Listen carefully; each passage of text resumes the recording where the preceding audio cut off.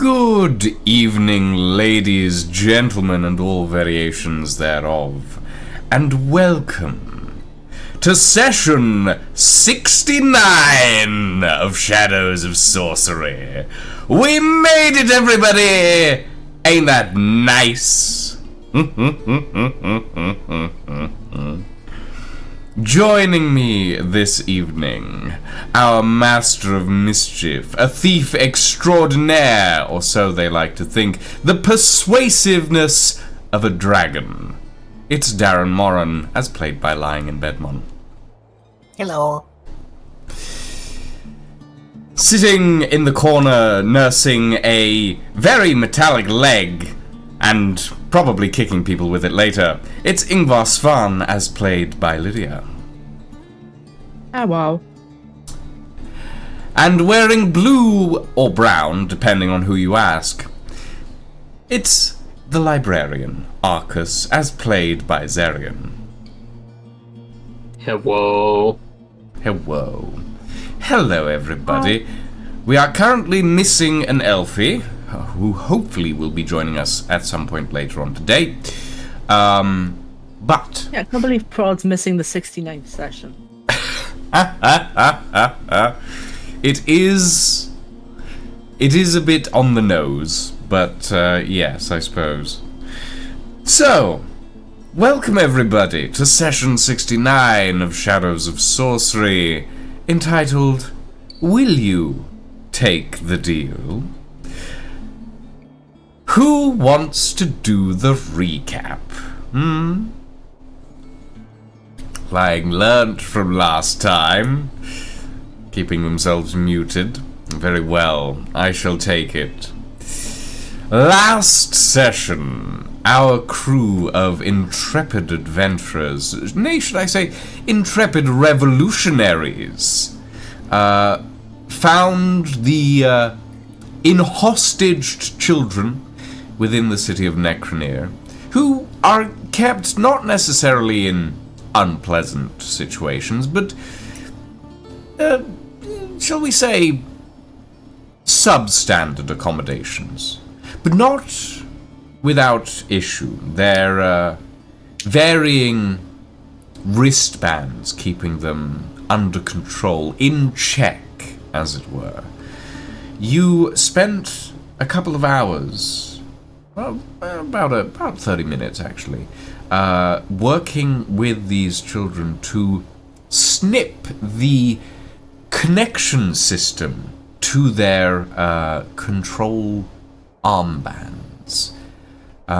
Something that you figured out with not insubstantial amounts of arcane know-how, and essentially allowed these children to roam free without any possibility of getting murdered out of nowhere.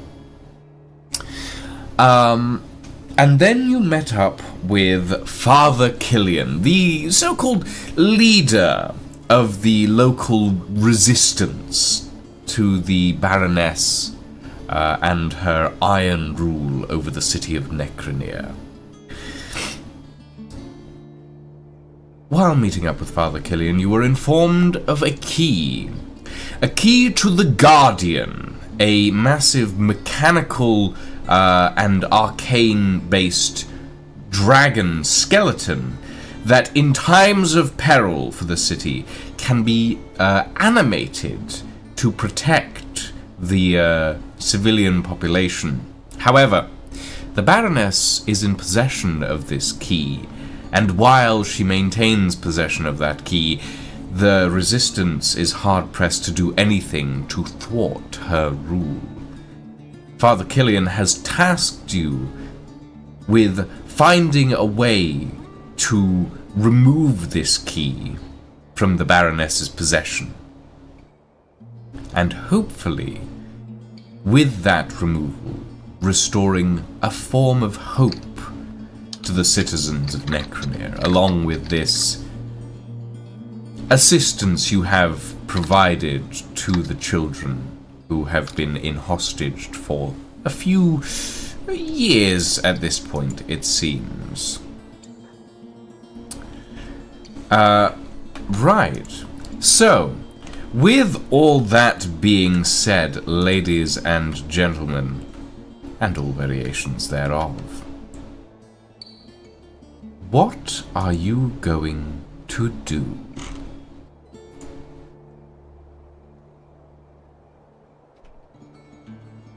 Okay. Nobody else? Murder. First, Lydia. We've got dinner with the Baroness later this evening. So we've got a day, basically. Is it morning or like mid-afternoon? It or what? is early morning, about 7:30 a.m. I will be right back. I need a ticket. Carry on. I'm going to level up to level 20, and then we're going to try and see if we can't summon a dragon. I'm summoning a Tarrasque! Yet again, I'm interested. Everything's legal when the DM's away. The horrors That's of my own Only existence. takes all, but you know, I thought that counts. No, my apologies. I'm not summoning a Tarrasque. I'm going to summon an ancient ice dragon. See how you deal with that. I've had one's heart for a while. You've had you've had a young ice dragon's heart. Yeah, true. I'm going to spend some time. And you don't have it tuning. anymore, actually. No, that was probably the least wise decision I've ever made, but we made it. And it's one Yes, less you thing that did. can detonate in my backpack. This I'm is going to true. spend the day attuning to my Blade Dancer's Folly, as well as the Belt of Fire Resistance I've had on my person for who knows how long at this point. Fair enough.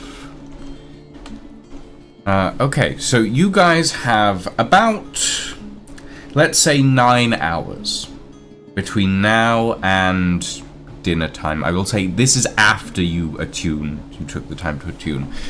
Is there anything that you guys want to ask Father Killian before he takes his leave of this place and heads back to wherever the Resistance headquarters might be? What does the key look like? Okay. Father Killian turns to you and goes, the key is... how do I... here, let me sketch it out for you. And he draws a sort of octagonal box that has sort of a groove around the upper section, and he sort of gestures to that part and says, this part here, you can twist it by 90 degrees, and he points to the other end of it and says, and the end should open up into sort of a star shape, right? And if you manage it right, you can plug it into the pedestal at the base of the Guardian, and that should, in theory, activate it. But, well, it hasn't been activated in 300-400 years, so God knows if it even still works, but it is still a very real threat. Even if it doesn't, there's a lot of arcane mechanisms below the Guardian that could just... Well, we don't know if they've been maintained in recent years. Most records in regards to the Guardian's creation or operation have been removed or stolen. We're uncertain, but that is what the key looks like. A sort of octagonal box with this groove around the top. In character, I'm gonna go, wow, that's a really interesting magical art. Out of character, did you steal the key design from the fucking mummy? What? Did you steal it? You're not even wrong. That's Hold on, I almost need- exactly what it looks like for the Book of the Dead, like the little key that they put in for it, right? Hold on, I need to- Am I going insane? Hold on. Mummy Book of the Dead Key. Images. You know what? You're not wrong. Yeah. Oh, shit! Huh. Interesting. Wasn't even on purpose. That feeling So when you it accidentally wasn't rip off a on brand new purpose, phrase. and also the key. So the mummy's key is quite short. This key is like a foot long. Okay. So it's quite a bit larger than the mummy's key. But actually, you know where that's come from? I recently watched one of Adam Savage's videos about like a reproduction of the Book of the Dead from the Mummy, and it had a. So that's where that image has come from. It's like it's sort of ingrained itself into that. So apparently part of it is inspired by the Book of the Dead key. There you go. In conclusion, Lucian did do a plagiarism. Okay, I did not just do so a we- plagiarism. It doesn't have any hieroglyphs or anything on it. So, you This know. happens to be the same Hieroglyphs, shape. arcane sigils. Of course it wouldn't have hieroglyphs. These are necroglyphs, a very copyright separate thing. Yeah. You need distinct hieroglyphs. Yes, exactly. So, hold on. Let me quickly. This is the sound of Lucian scrubbing notes. Oh. So, the librarian takes 145 points of psychic damage, inflicted by God. No. This keel's over.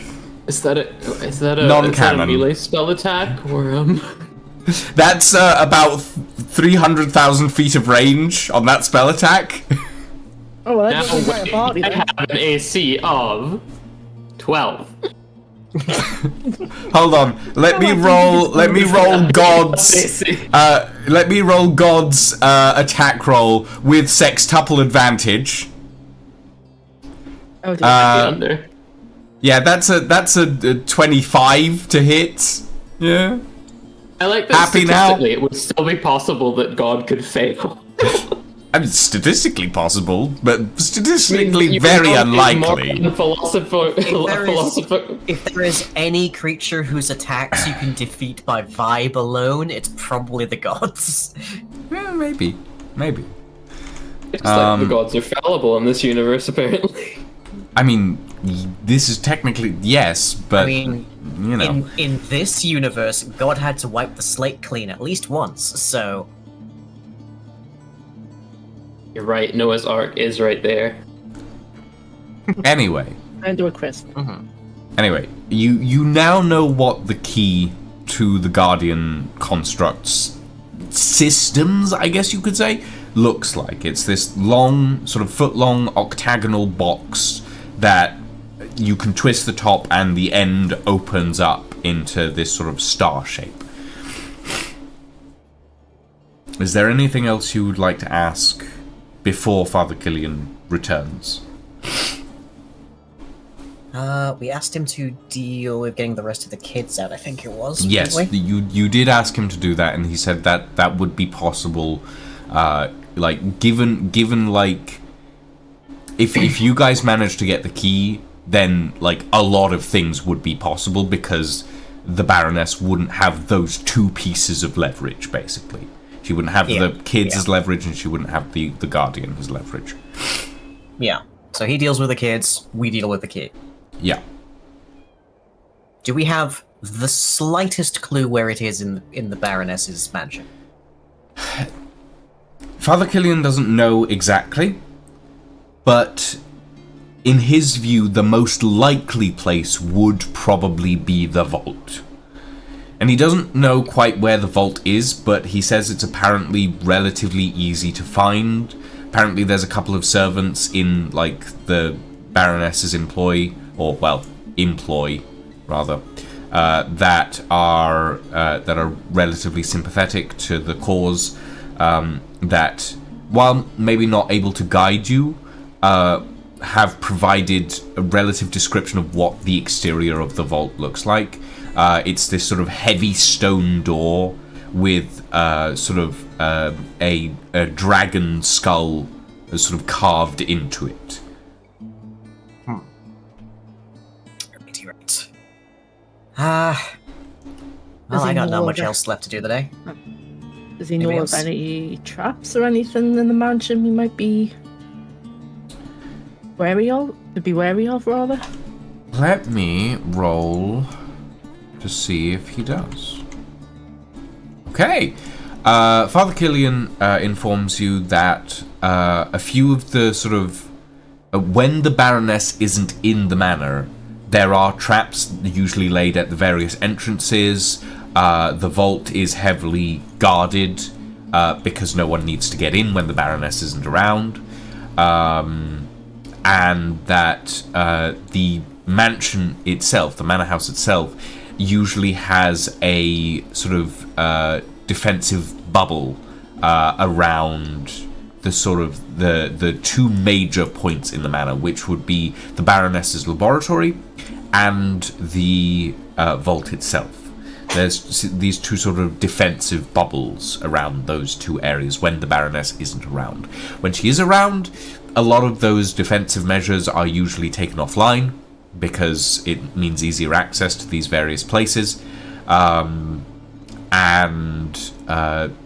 He's not certain about whether or not these sort of major points are still kept to the same level of defensiveness, but he says unlikely.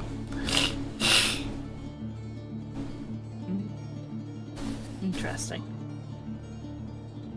We should be able to bypass any traps if we find them at least.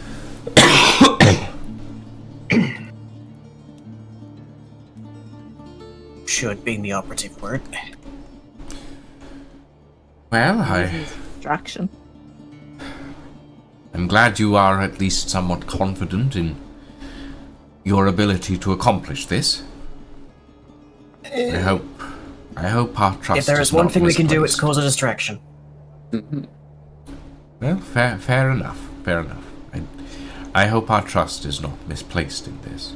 I hope you really are here to do what you say you are here to do. If that is everything you need of me, I should get back to... I should make sure that we have enough material and resources and supplies to ferry the children and their parents out of the city as quickly as possible. Be careful going over the desert. There are very horrid worms in there. I doubt we'll get that far today, but realistically we don't need to go through the desert. We can go around it. It will be a longer journey, but it will be significantly less dangerous. Good idea. If that is everything you need of me today, yes? I think that's everything. Wonderful. And I shall be going. And you see he picks up this heavy he's kind of been sitting on a barrel for most of this while talking to you.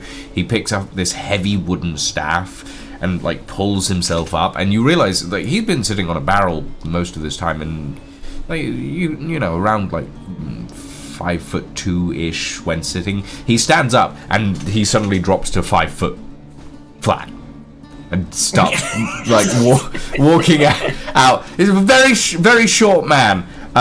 Human, not dwarvish, but yeah, he sort of makes his way out of the... Humans can be 5 feet tall. Yes, I'm very well aware of the fact, lying.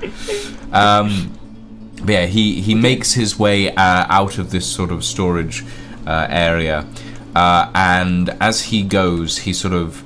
you notice that he pulls this sort of dust pouch from his belt and sort of sprinkles a little bit of it around the area where he was sitting, and then looks at it and goes,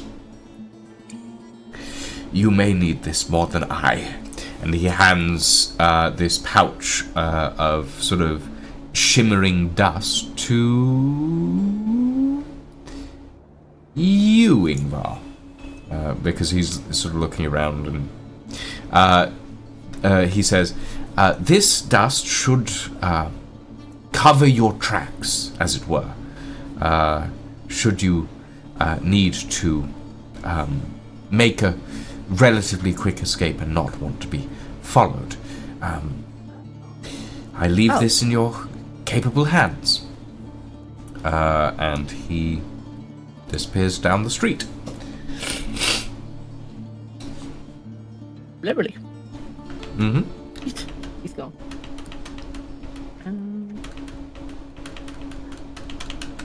Okay.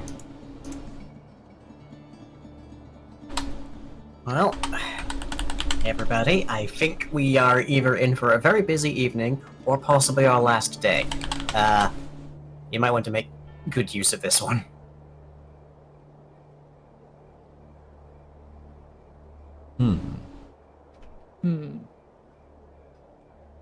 Well, And I guess I am off to attune to my things.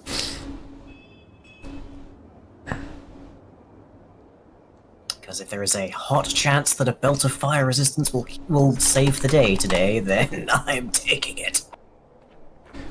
So essentially what this dust does, Lydia, is it gives you a free cast of Pass Without a Trace. So you won't need to use a spell slot or anything to use it. As long as you keep the pouch and you don't use it more than once a day, it recharges. If you use it more than once a day, you will essentially expend it fully and it will no longer be reusable. But as long as you keep the pouch and have a little bit of dust left over it by the end of the day, you can essentially have a free cast of Pass Without a Trace once a day. And it is not an attunement item or anything like that. It's just it's a one-charge Pass Without a Trace, basically, that you can use as necessary without having to expend a spell slot. I could just add it to inventory. I will need to mark it down for you, but don't worry, I will do that. I will do that when I remember how. Sorry. It's been like a month. It has been like a month, yeah.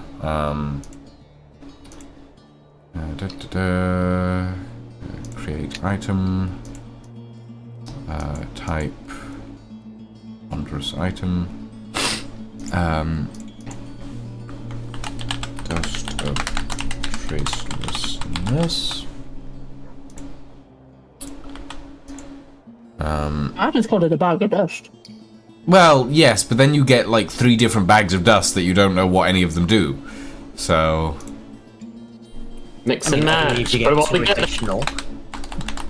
If you start collecting bags of dust, yes, that's a terrible filing system. But if you only have the one, I am the must collector this month. I collect the bags of dust, and I'm sorting them by taste. that is terrible organizing system. You should sort them by color instead. They're having the fucking dust bag argument again. There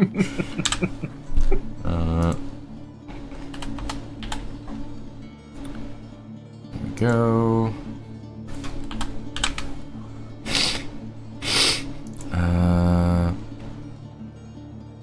Zarian, what are you doing the rest of the day? While the DM's doing this.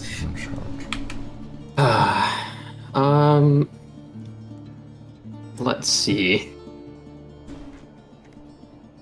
I did have an idea for something. I'm just trying to remember what.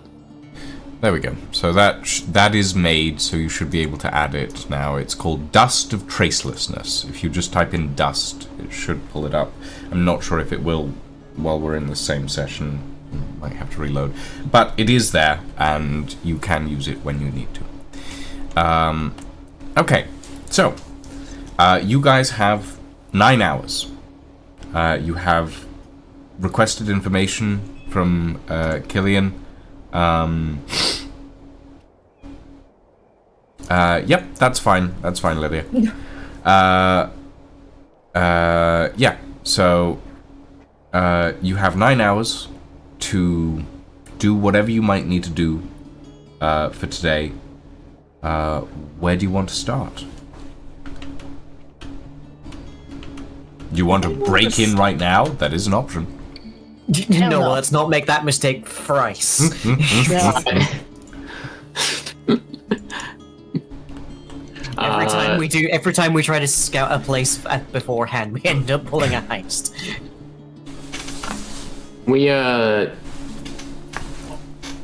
What did the bracelets look like again in terms of like the metal they were made of? Silver. The bracelets were made of silver as far as you could tell, but you think there may have been a little bit of platinum in there as well, on like the ends essentially, but mostly silver. I think I have platinum capsules. Let me double check. My idea for this is I want to use Fabricate from my time during the day to make a look-alike bracelet that I will be wearing myself. You'll be wearing yourself? I will be wearing myself, yes. Okay. As a note, you have only ever seen these bracelets on children so far. Yep. Okay. I have a plan, don't worry. Okay, yep, that's fine. If you have the necessary materials, you can definitely spend the day to make a facsimile. You can, like, carve all the right sigils onto it, but it will not be enchanted. To enchant something like that would take you the better part of a week to do so. I am intending just for it to look nearly identical. Okay. Are you attaching I would also it like the to... same way? Nope, I am wearing it like an actual bracelet. Okay. Right.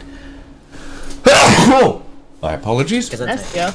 Oh, goodness. Lucian is allergic to my bullshit, afraid of what is gonna happen. Well, no, I'm just figuring out the, because... Yeah, the logistics. The logistics, because one of the things that the bracelets do is, 2 of the threads of the bracelet go straight through the wrists. Yes. And that is very visible. Like, when you're actively looking at it, you can see that they go straight into the wrist because of, when something punctures something, it usually leaves residue behind. We know this from having ear piercings and so on and so forth. It's like, there is going to be residue, it's not clean, necessarily. Yeah. So, it is visible. But if you want to just, have it go around the edge of the wrists, yeah, that's definitely doable. Yep. Just like a regular old bracelet. Can that be a I would Lucian also like to thing? use my... Let's see. My Artificer trait that lets me put a minor enchantment on something. I'm just going to try and find it real quick. Basically, yeah, magical tinkering. And I would like this to emit a light and a sound when I activate it. Okay. The sound will be a soft hum, and the light will be a bright binding light that will go 5-foot radius, which is the maximum that it can for magical tinkering. Yeah, that's definitely doable. You can definitely do that. And that is what I would like to use my time for. Okay, yeah. Ingvar, what are you doing for the day? Making sure everything he's got on him is just up to scratch. Okay. The leg, that was, etc., etc. Essentially just taking inventory, as it were. Yeah. And cleaning, polishing, etc., etc. Okay. Yep. And Darren, what are you doing? I am digging through my bag of tricks, as it were, trying to figure out if there's anything in there that could be of potential use in this forthcoming engagement. At which point, rammed right at the bottom of my backpack, I will find the belt of fire resistance, as well as that rapier and dagger combo I found ages ago. I genuinely don't even remember how long I've had that. You've had that since the heist on Lord Blackwood's manor, where you killed him. Genuinely don't remember where I got that. Fair enough. In character, not a clue anymore. Yep. It's just Fair been enough. down there for so long. But you know what? Maybe this is an occasion where a single dagger won't be enough, so Okay. I'll get used to a rapier a little bit. Okay. You guys spend the day sort of gathering yourselves. Prod kind of leans in a corner, polishing the massive pair of greatswords that he has, and sort of looking a little morose and generally quite quiet. and you still hear every sort of half hour the heavy tromp of the massive mechanical creature that is walking back and forth across the streets. You see the occasional guard walk down the streets, or all these city watchmen, and watch women, and watch mages as well, who are sort of walking around the city. And eventually it gets to sort of early evening. You see a sort of... You watch as you're sort of looking out of the area where you're sort of hiding out in, as the main street sort of... As all the way down the main street, all the way up to the manor, these ghostly flames suddenly... along the main street, along the side, as if inviting you in.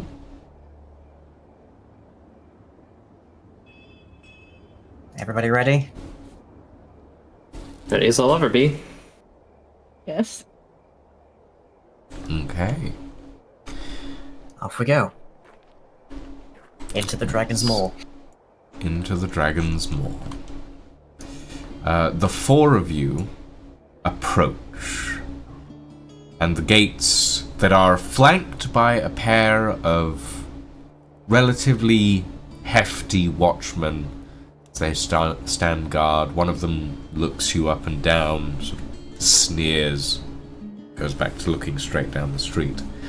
As the four of you move forward past the open gate and into the courtyard. Have we seen anything like those Tesla coily things before? Do those look familiar to us? The massive towers that are outside the... You have. You've seen them in the city of Fahrenholm. They were used at guard checkpoints. And you've seen them in various sort of cities across Rodavia as like, essentially like defensive pylons that sort of electrocute people who aren't allowed to go through, so on and so forth. And as you're sort of walking up to the manor, you also see these much, much larger versions towering up the sides of the manor house. That there's these four massive electric pylons that are sparking, and sort of blue electricity is winding its way through the coils of it. We might need to get those shut off at some point. As you guys, go on. I was going to ask if I could make a conscious effort to try and see if there was like a hint to where the power source might be. They seem to be the power source. And one of the things you've noticed is while there's not really been any rain around, it's always cloudy. In Necronir, it's always cloudy. There's always cloud cover, and you can always hear the slightly distant rumble of thunder in the distance.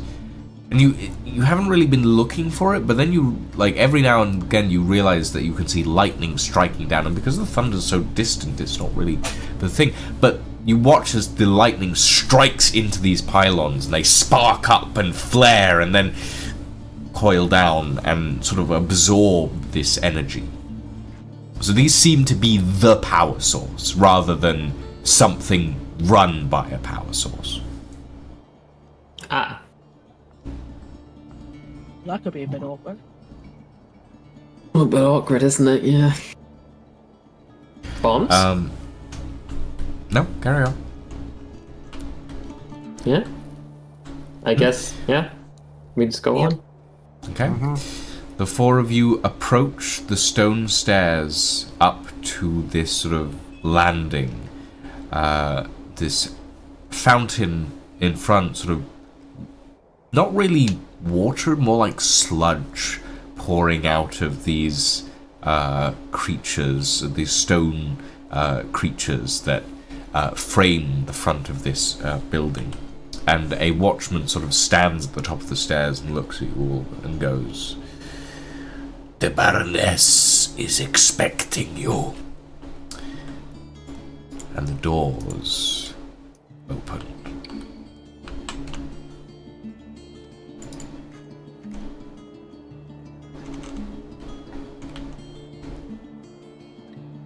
Well, guess I'm going in first. Yep. As you I am enter, constantly scanning for traps and such. Just we are yeah, going yeah, in. yeah. Roll me a perception check. It's perception. Oh Yeah, god! So I've just it couldn't be investigation by chance.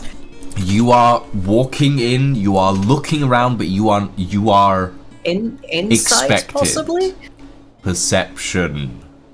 Oh, I also perceive. please If God you- do. If you had time, I'd allow you an investigation check, but you do not. You can also Okay, that's not perceive the if you worst would I like. Okay. It's like, oh, roll perception. Okay. Oh wait, no, that's the thing Darren's famously bad at. 22. Nat 20. Nat 20. Nat 20. Okay. I see all, apparently. And then You some. see all, and then Enlightener. some. So, The let's one start scene with what K-pop you demon see, notice. Darren. The first thing that you see, Darren, is that this entire building is apparently lit by electric lights. There's electric lights all the way down the corridor. There's, as far as you can tell, like, the absence of the, like, flickering of candles or gas lamps, or even, like, the gentle sort of warm glow of most magic sources of light. You can see electric lights all the way down the corridor, up the stairs, everywhere. Second thing you notice is that at the end of the corridor is a figure. Not a woman, a man, dressed in a long coat with a sword sheathed at his side, grey salt and pepper hair, sort of standing to attention, but not in the modus of a guard, but more in the modus of a proprietor, a lord of some description. And behind him, you see a heavy stone door with a dragon skull carved into it. Now, on that natural 20, Arcus, Yes. your magic vision lights up. There is My eyes! there is so much different individual sets of magic all the way through this, and some are very subtle. You notice as you're like stepping across the threshold, there are deactivated pressure plates underneath the like doors. There's multiple sort of enchantment glyphs on the pillars in the hallway alone that would fire lightning out at anyone who stepped into the hallway if they were quote-unquote trespassing. There is the remnants of a shield bubble that is around the door at the end of the corridor. Not active at the moment, but definitely was there at some point in the past, like 24 hours or so. There are several constructs in an adjacent room of some sort. There is a variety of different bits and pieces. You look up and you can see the connection source of the bracelets is in a room above you. You look to your left and there's someone in an adjacent room with a couple of small baubles who is under some form of enchantment. And there are 3 people in an adjacent room to the right who are also under some form of enchantment.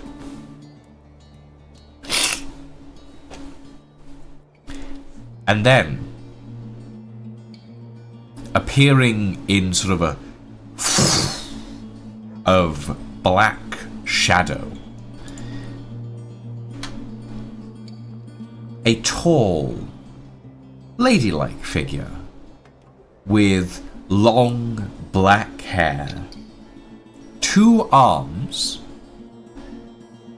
and wearing a heavily bodiced gown of fine silk, stands a wizard, maybe a mage, whoever they are. They have magic galore about them. They walk down towards you all,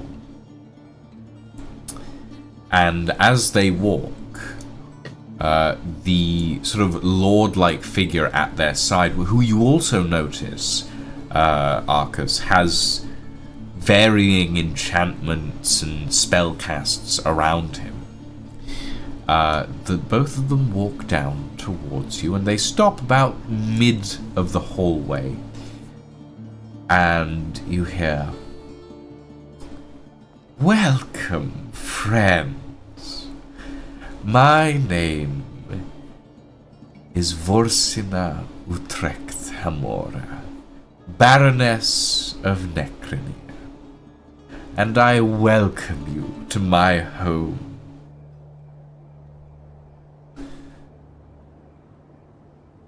Pleasure to make your acquaintance. Hello. Okay. She stands before you resplendent in this sort of midnight black gown. She's wearing a sort of choker at her throat inset with a ruby red sort of gem.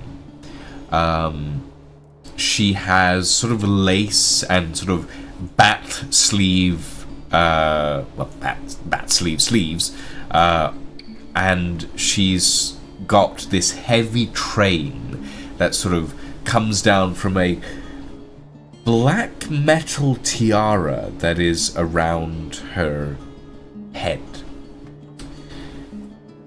And she looks at you all and goes, "I believe we have much to discuss, but I would hardly want you to do so over an empty stomach. Please, won't you join us for dinner?" And she waves one hand, and the door to the right of you opens.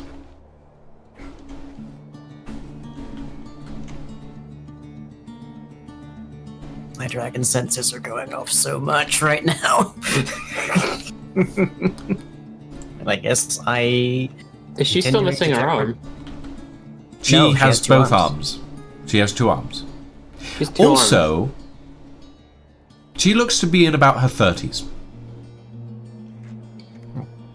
She's like glowing with magic, right? She's covered in magic. There's so much magic going on with this woman. Any really strong ones standing out to me?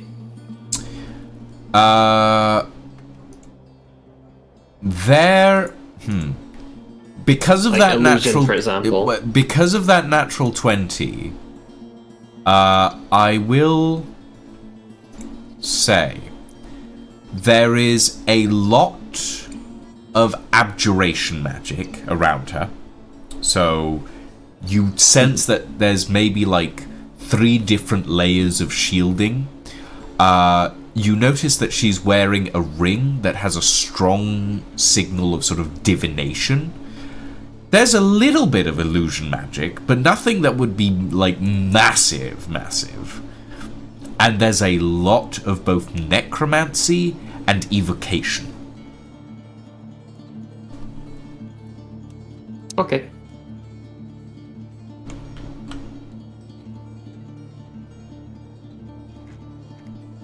She gestures towards the door to what you can only assume is the dining room.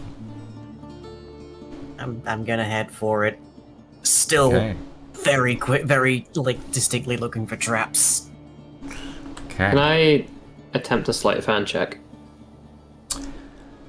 Sure. What are you trying to sleight of hand? I now know that the pillars that are directly at the entrance have fucking lightning blast stuff, right? Could I all the pillars try down and- the corridor yeah. do. Oh, Yeah. all the pillars down the corridor? Yes. Can I at least try and disable a couple of the ones up front with my rune might chisel? notice. She's probably gonna Yeah. notice that. Straight up against I it. mean, okay. The I will. tinks I out. will allow you to do that if Yeah. you can find a stepladder. I can't see inside this fucking house with the view. Are they super tall? Oh yeah, Let me no. see. These pillars are like. Okay, hold on. Let me measure the One pillars sec, for I'm- you. These I'm pillars lowering. are 20 feet tall, and the sigils are like around the upper rings of these pillars. Okay. That makes a bit more sense now. Yeah. Yeah. And I don't think something can't. Like if you can give me a good in-law reason as to how you would be able to get away with stealthily chiseling away a set of runes while standing on a stepladder you do not have, yeah, go for it. But Can you put me on your shoulders? I want to feel tall. No. No, I don't think I can justify that. It was mostly as if I could, like, scrape them as I go past. That doesn't seem feasible in this scenario, no, then. like if you were just gonna try and disable like one and it was at like head height, then yeah, you could. But in this instance, there's a little too much going on here, and you're right Yeah. in view of like two people, and like there's a third one behind it. It would be a little unfeasible. Like I let you guys get away with a lot of shit, but in this instance, no. Okay. I'm good then. Do we want to just Okay. go to the dinner room? All right. Inkbal follows him in. He's on High high alert. alert. Yeah, okay. The four of you walk into the dining room, and the Baroness takes a seat at the head of the table. You also notice that the person who you have to assume is the Baron walks in behind the door you guys come in through and sits at the other end of the table.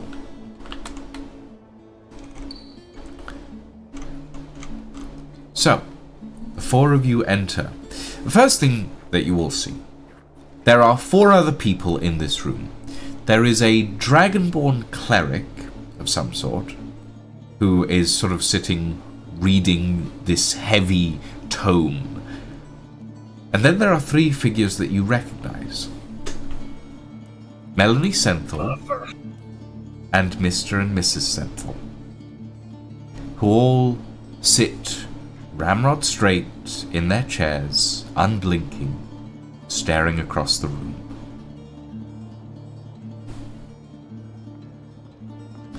The Baroness turns to you all and says, "Well, now that all my esteemed guests are here, darling, would you do the honors?" And she gestures to the Baron. And the Baron picks up a small silver bell on the table, rings it. A couple of servants come in with food and drink, laying platters before you. The Dragonborn barely looks up, just moves his tome slightly as someone pushes a plate in front of him. The other figures don't move at all. What kind of dragonborn is he?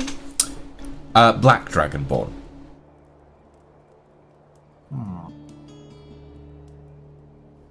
No wings? None that you can see. Can I pick out at all what his like belief is? If I can presume he's a priest, then You do see he is some form of cleric. You rolled relatively well on your perception. I'm going to keep that going. From what you can tell, this is a priest of very specifically a priest of Culver. Culver, you know a little bit about this. Culver is the deity of secrecy and is one of the adopted offsprings of Metano.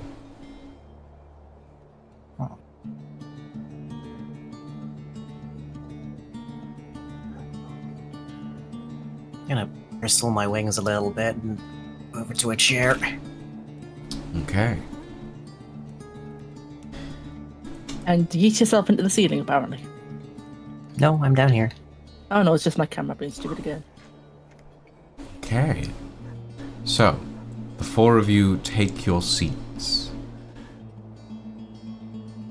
And the doors close, whisper softly behind you. The Baron, wordless still, puts down the little silver bell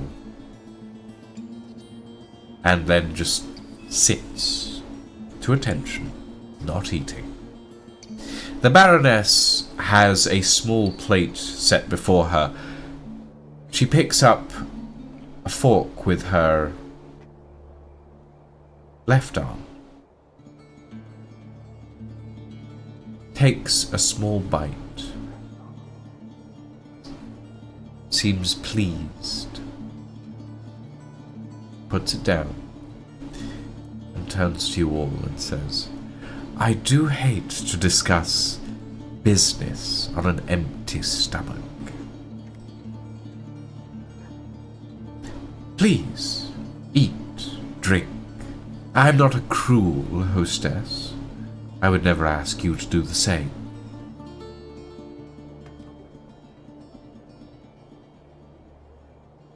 Can anyone detect poison? I can do you one better. I start ritual casting Purified Food and Drink. While looking at her, direct eye contact. Okay, sure. Oh, boy. Yeah, okay. You want to ritual cast Purify Food and Drink. How This long takes does that... 10 minutes. I am unbreaking eye contact Oh, the whole okay. time. Here's what I'm gonna say. I'll let you do this. I would like you to roll me a Constitution check to maintain eye contact without blinking for 10 minutes. Now, to confirm, is that a Constitution save or a flat Constitution Check. roll? Constitution save. I'll say Constitution save. Thank you, that is better for me. That is a 20. Okay. The Baroness watches you as you ritually start to cast Purify Food and Drink. What is the range on this spell, by the way? Like, is it an area effect? Let me double check. I believe it is an area effect. It's not just Okay. like my meal. Yeah, I was gonna say, if you're just radius. 5 foot, Yeah, 5 foot radius. 5 so foot it is radius. my meal and someone else's.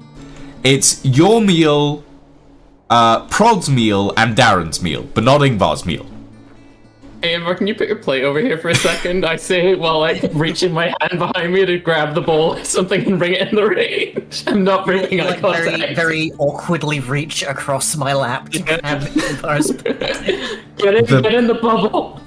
The Baroness watches silently as you spend 10 minutes casting this spell. I really think that this is, in wizard culture, a way of saying you're cooking as shit. Like, just socially. As you're This is a watching colossal her, middle finger. as you're watching her and she's watching you, at about the 9-minute and 50-second mark, you feel the spell suddenly vanish as she casts a counter spell. Well, at least that's a slot cleared. Yeah, that's a slot from her cleared. That's a 4th level slot. So I'm happy considering I didn't spend anything.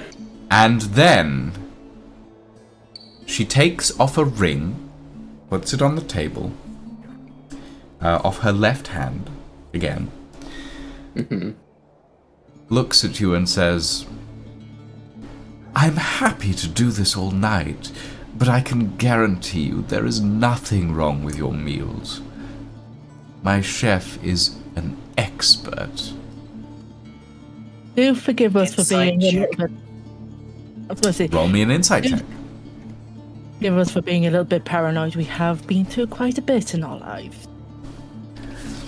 Oh, I'm sure you have, darling. I'm sure you have. But I am not Blackwood, and I am not Lorne. And I treat my guests with respect. I can see that, and I gesture to the multiple enchanted people at the table. Oh, my apologies. You are my guests. They are Playthings? family.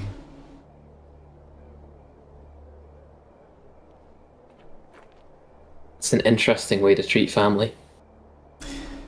Well, we all have issues, I suppose. I'm sure we'll work through them one way or another. But no, please, eat, drink, and then we shall discuss. Insight. Who rolled me insight? And what did you get? 17. 17. She's telling the truth, actually. She's not hiding the fact that...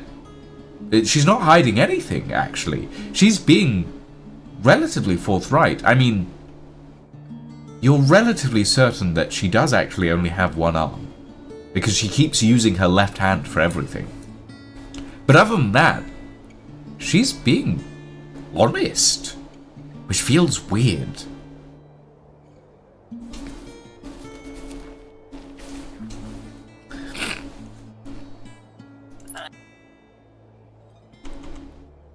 Really don't want to say I eat the food, but yeah, I wait for Prod to eat the food first. trepidatiously eat the food. It's honestly, it's pretty good. It's really delicious, actually.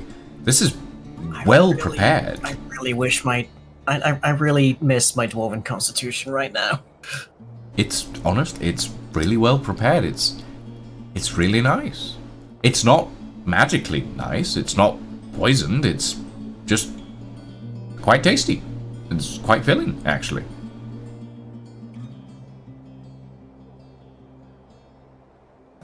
I cast Still Prestidigitation On on my food. on your food, I make The it taste cream? slightly sweeter. Oh. you make it taste slightly sweeter. It tastes a little too sweet now, actually. This is another way of saying your food is fucking shit. Okay. And Sure. seasoning. It's like those fucking middle class mothers that just put all the seasoning, the salt and pepper on your food. It's like, oh, it just needed a little bit of... As you guys sort of start tucking into your meals, the Baroness sort of snaps the fingers of her right hand, and you watch as all the other people at the table start to eat, except for the Black Dragonborn, who already started eating, just ignoring everything else that was going on at the table, is just quietly munching on a little bit of stew and reading his book.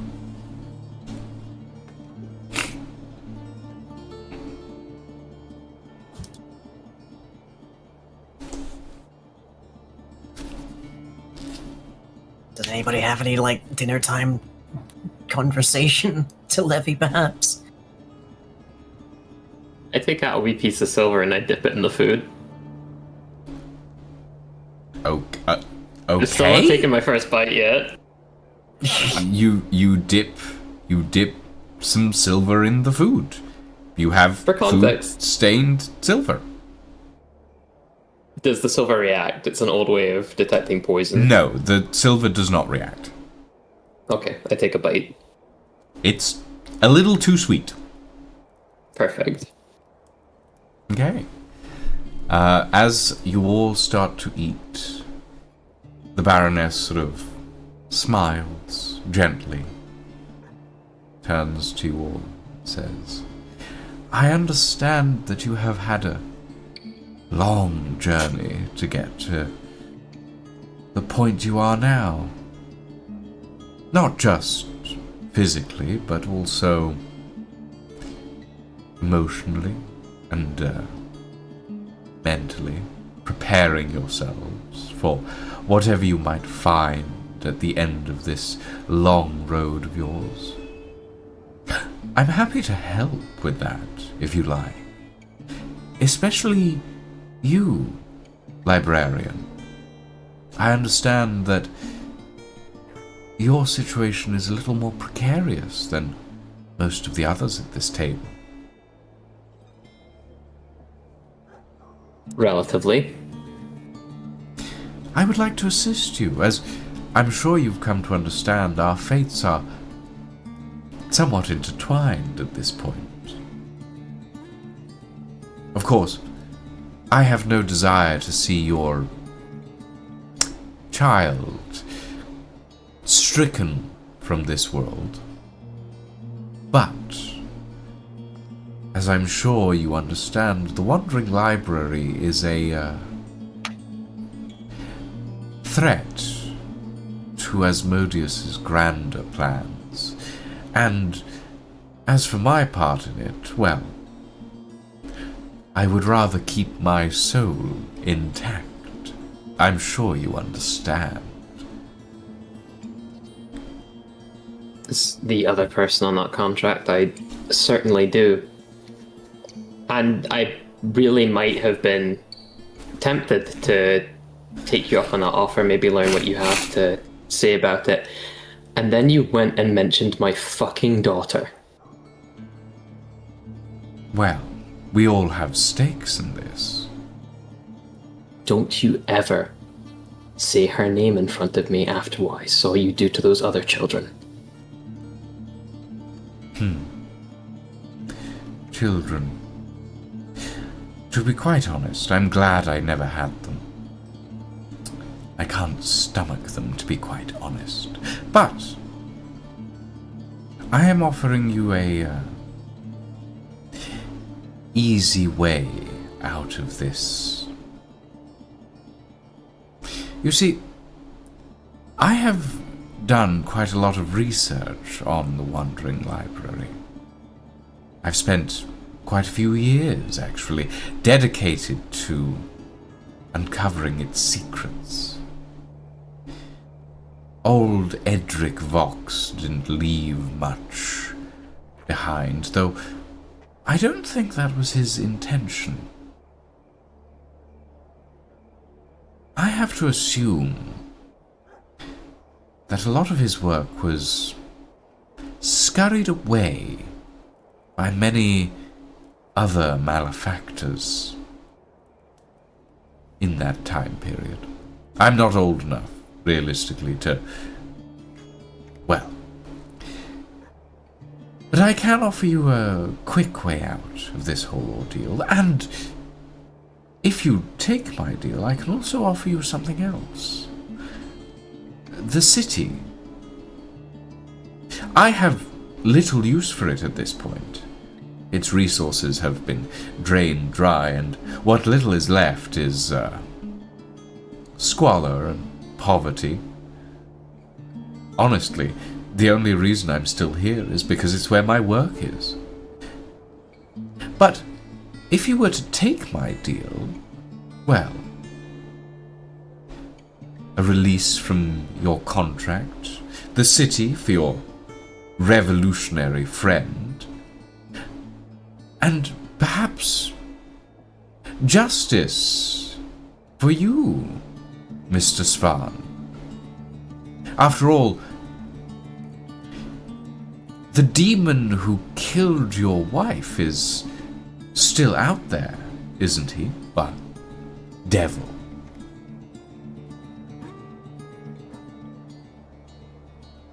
He doesn't. He just kind of comes. Oh, I'm sorry. Didn't you know?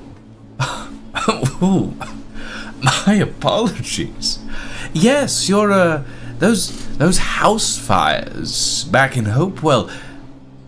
Oh, not an accident. Not an accident at all.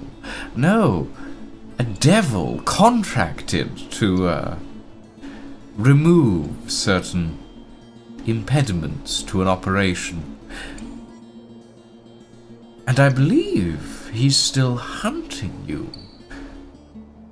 After all, the devil's contract does not seem to be complete.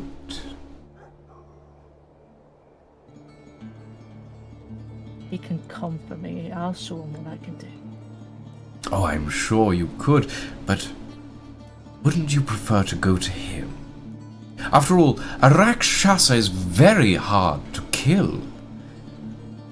You have to kill them on their very own plane of existence. Otherwise, well, they just keep coming back. It's quite inconvenient, I find.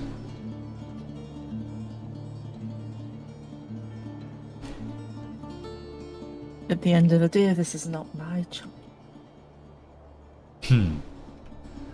It's all of your choices, realistically. The deal is with, well, most of you.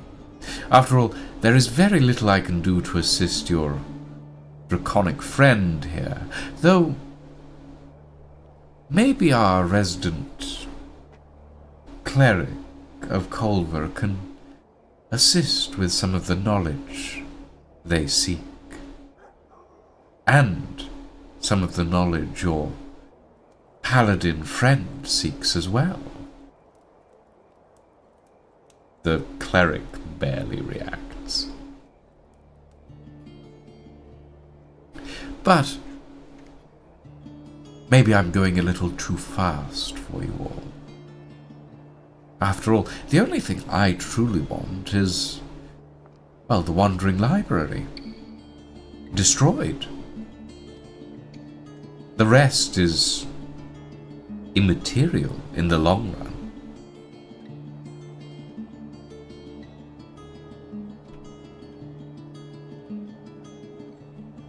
Do you even know what he wants you to destroy? Oh, yes. Why he wants you to destroy it? Oh, quite familiar, actually. The Wandering Library presents a obstacle in Asmodeus's path.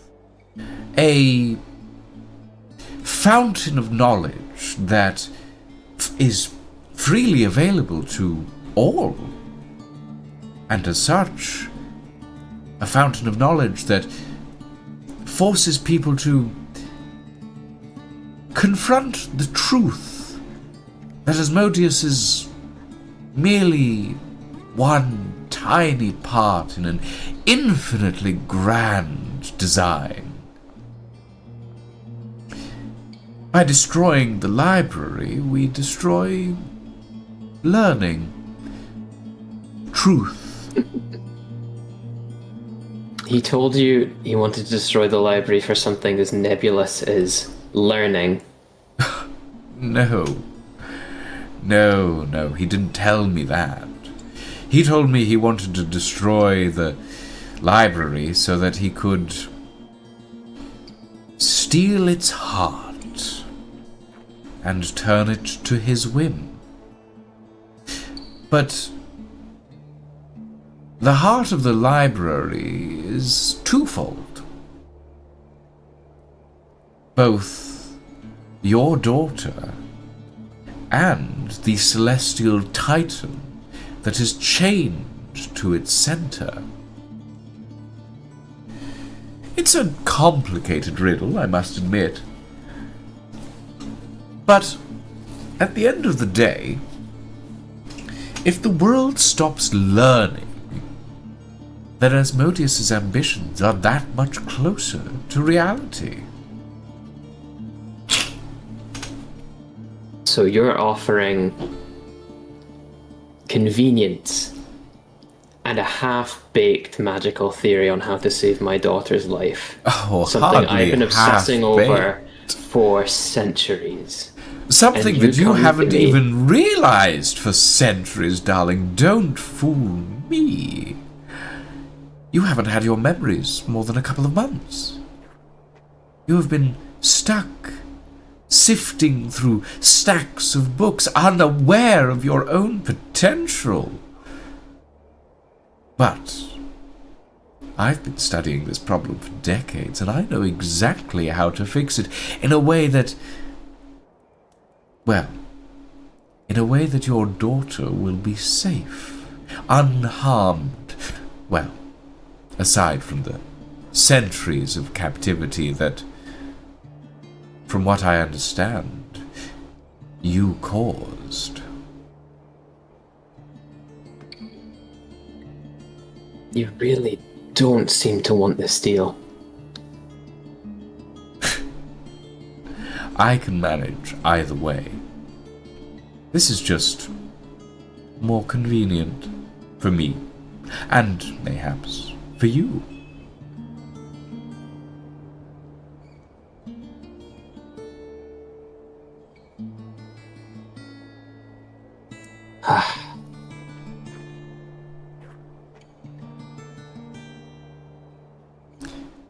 Make this deal, and everything that you desire, everything that you want fixed in the world, is fixed. And I get to move on to the next thing. Without the shadow of Asmodeus hovering over my shoulder, I should say. You really think he's gonna let you go after that? Oh, of course. Devils always honor their deals. It's part of the contract. They do. They're also known for tricking you. Indeed. Indeed they are. That's why I helped write the contract. You're telling me Asmodeus let you be editorial on one of his contracts? Oh, it surprised me just as much as it surprises you, but yes. All three of us actually had small adjustments made to the contract. Both me and Lorne and Blackwood. We were the main signatories, though the extra soul price was hefty for it.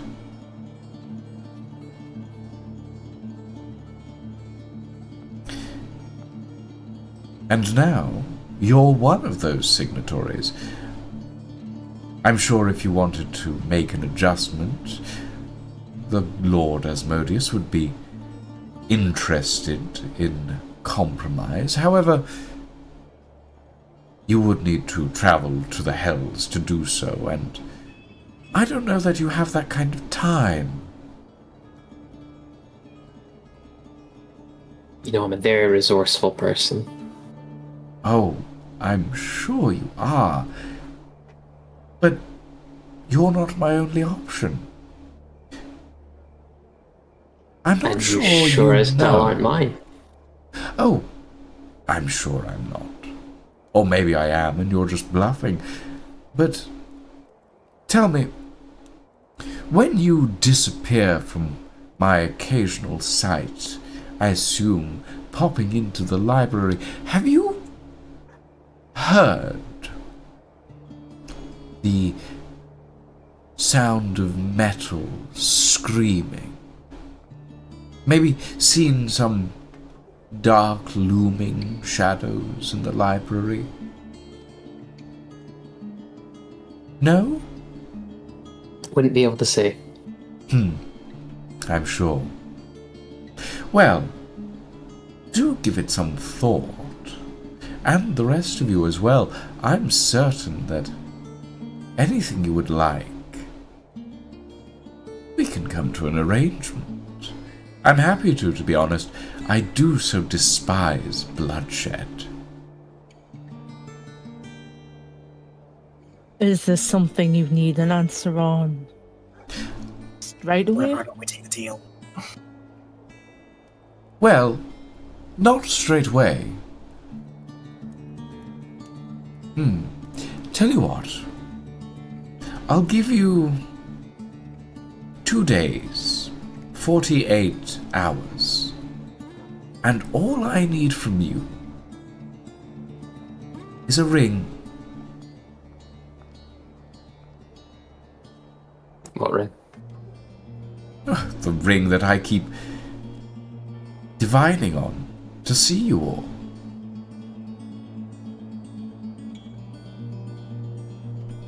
I'm drawing a blank. Do anyone have any idea which ring that No, is? don't play don't- coy. The don't ring know. of endless defenestration that you stole from that- Blackwood's corpse a couple of months ago. It's the only still piece I have that? need. Yes, I thought we destroyed that. it's in Same. your pocket.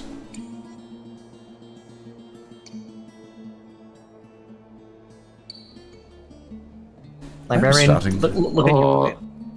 Let's see. Oh, this ring of defenestration. Yes. I pop into the library immediately. Okay, sure. You pop into the library. Actually, popping into the library is technically is it a spell or is it a class feature? It's a class feature. It's a class feature. No counter spell to that. Okay, sure. You pop into the I step library. You in, have. I am at a random location. I place it on a book. I remember the book's title. I leave. Okay, sure. this. I need to double check something right now.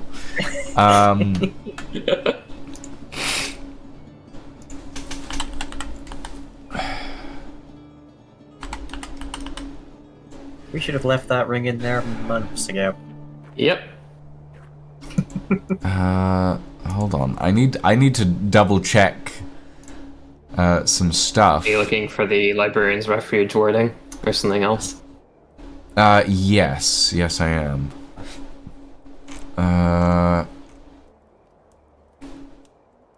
Librarian's Refuge. You gain the ability to shift yourself and one other into a section of the Wandering Library and can access the knowledge of that section for a period of time equivalent to 2 actions. You can also use a wisdom check to move up to 60 feet in any direction. When ritual cast, you can access the library for a period of time equivalent to 10 minutes plus 2 minutes per warlock level. Okay. Oh, and I have to do a wisdom DC upon reappearing. Yes, you do. So roll me a wisdom DC on that. Yep. That's just a wisdom roll, not a wisdom save, right? I believe it's a wisdom. Hold on, let me double check. It sounds like a wisdom save. They're the same stat for me, so it doesn't really matter. I believe it's a wisdom save. Okay, I'll just roll that for. Actually, no, Posterity. it is a wisdom check. It's a wisdom check to reappear to whether you reappear in the place you want to or not, basically.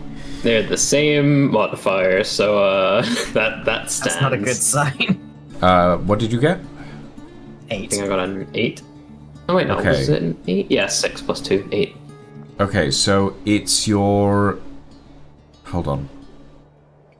Bugger. The DC is 15. Warlock level minus or divided by 2. It's 15 minus your warlock level divided by 2. So divided by 2, it's a 6. So, So that's a 10. 10. I failed by 2. No, 9. So you failed by 1. Okay. Roll me, real quick, a D8 Yippee! and a D6. D8 is a 3.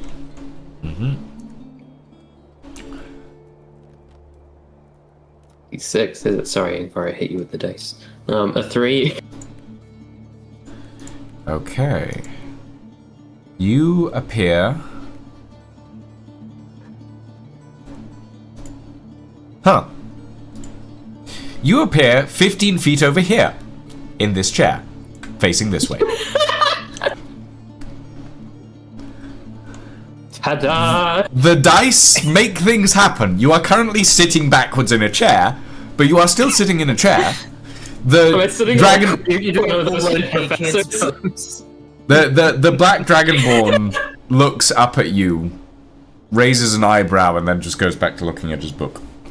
I turn the chair to the black dragonborn like one of those hipster professors trying to be cool to kids, and I give him a wink, and then I walk back to my chair on the other side of the table. Okay. The Baroness looks at you in mild bemusement. Well, you certainly know how to strain someone's patience. I'll give you that. It really is interesting how you have these other options and yet you still entertain us as one. As I said, you're just the fastest option, dearie. Oh well. I wish you all the best of luck in your endeavors. I really do. And,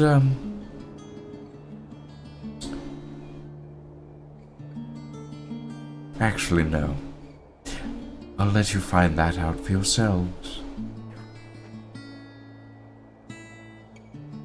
I was thinking that I could start chopping off people's heads until you brought the ring back, but to be quite honest, I don't have the bloodlust for it. Well, have a good evening, all of you. And she gets up, and she walks out of the room. And as she does so, the Baron stands and walks out of the room, and so does the family centaur, as they all follow her, rigidly. The black dragonborn is still just sitting there, eating. He was one of the ones that isn't enchanted, right? He's Or not is he still an enchanted. enchantment? He's not enchanted as far as you can tell. Sorry, I don't think we caught your name. He finally looks up at you and he goes, "That is because I did not give it."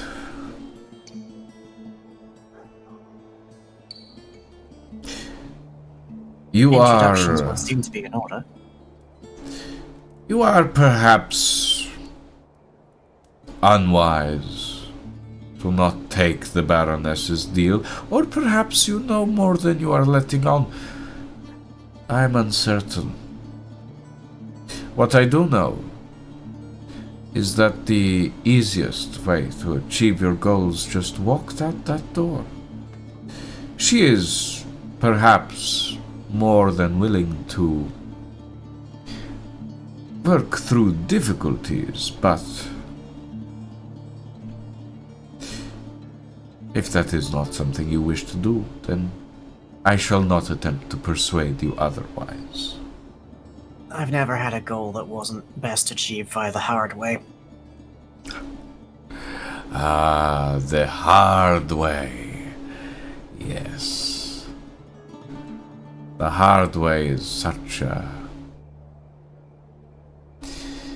irritation to people like me. But I prefer my books over hard labor, one might say.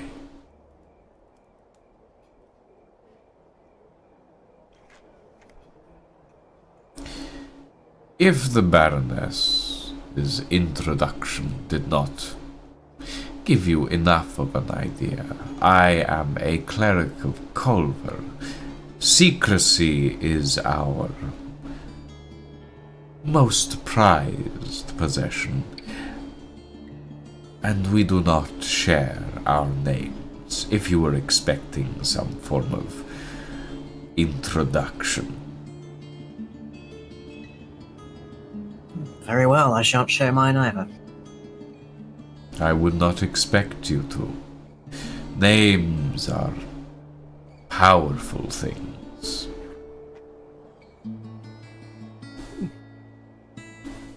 They have their uses, especially someone else's, I've found. Indeed. Some names can be used to create the most powerful poisons, especially names filled with hatred and anger.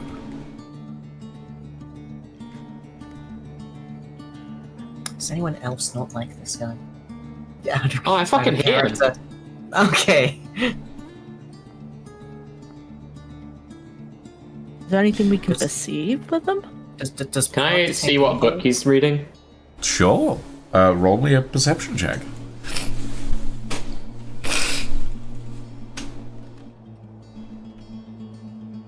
13. Not great. From what you can tell, considering that you're looking at a book that's upside down and lying on a table, it is written in draconic glyphs, but you cannot see the title.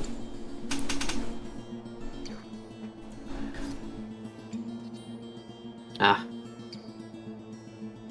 If it's written in Draconic, I should. You know Dwarvish.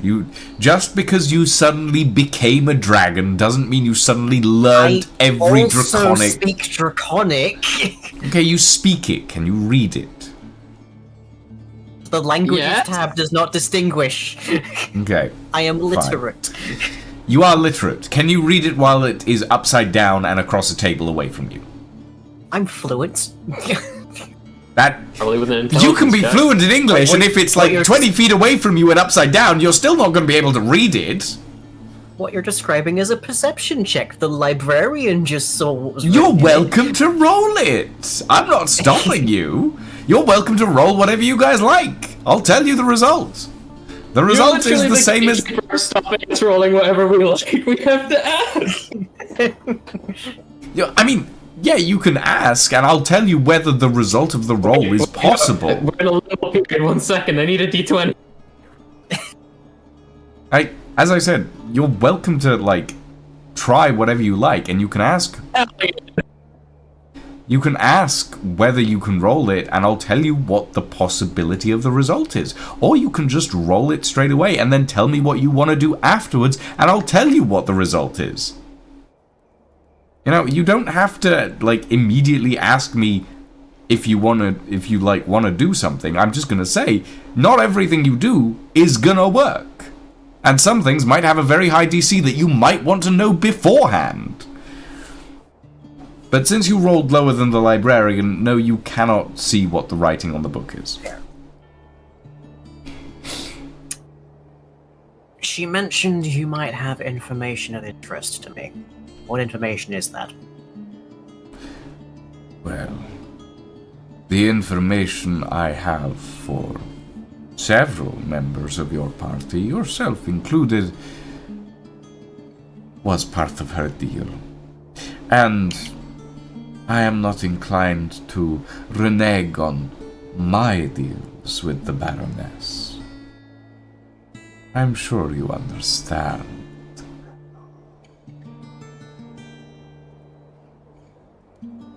Part of me just wants to like outright stab this guy.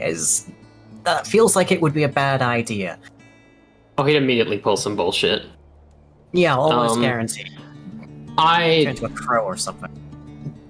am 5 minutes away from lightning bolting the fucking Baroness. Just as an FYI. Like, if she says one more thing, it is going to be Eldritch Blast time. I just want to clear that with the party if anyone had any objections. Yeah, honestly, if it weren't for the very clear outnumbered and probably hostage situation at the table a minute ago, I would have already rolled initiative.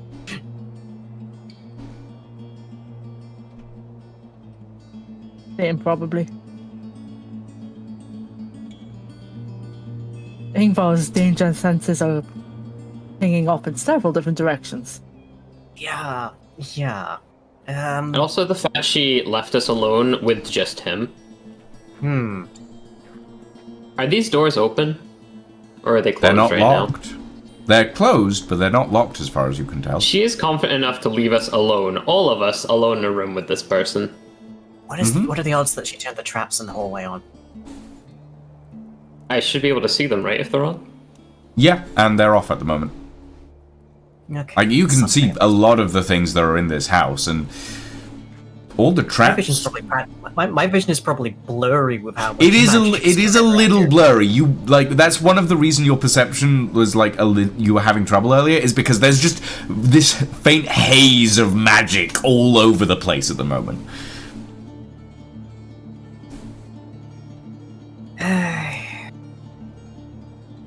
Well, chaps, it seems that we've been invited to dinner and there's barely a thing to eat.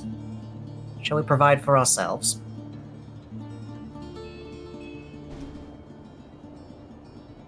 What does that mean? We're gonna get some. I'm gonna fresh go get meat. like some roast hog?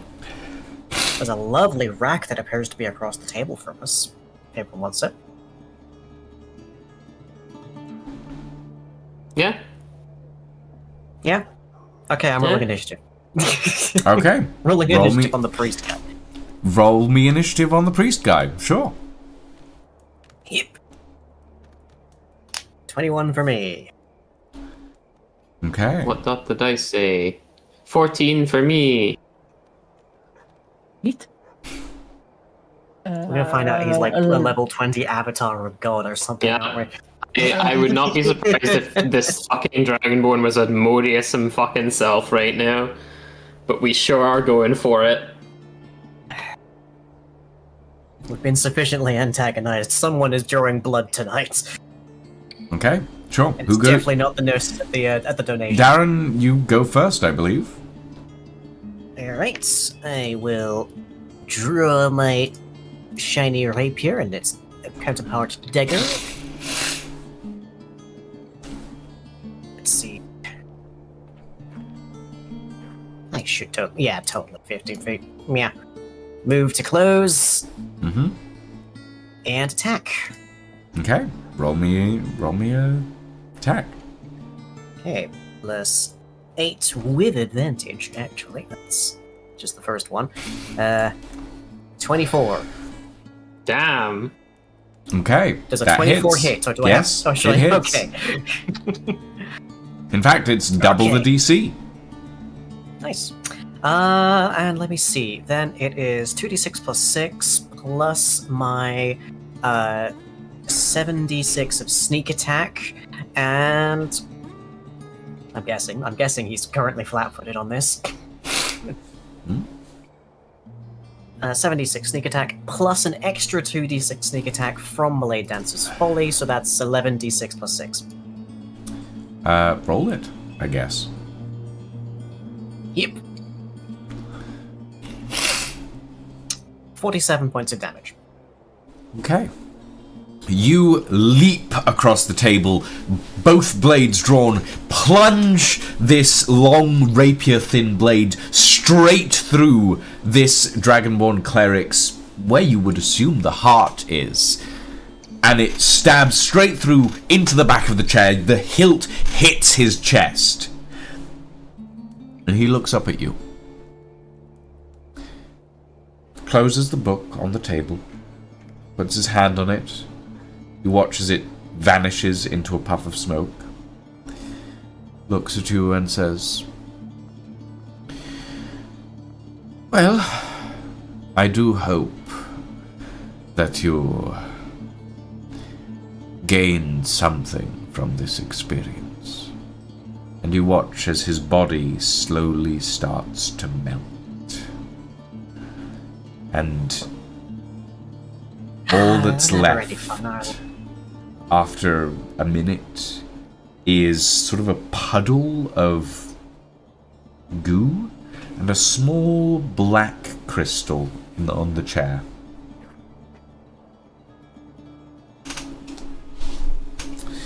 You, librarian, recognize this because you have a relatively high arcana, and everything that comes with it. This is the result. If I can find the damned spell. Ah, the Wibbledy Body spell.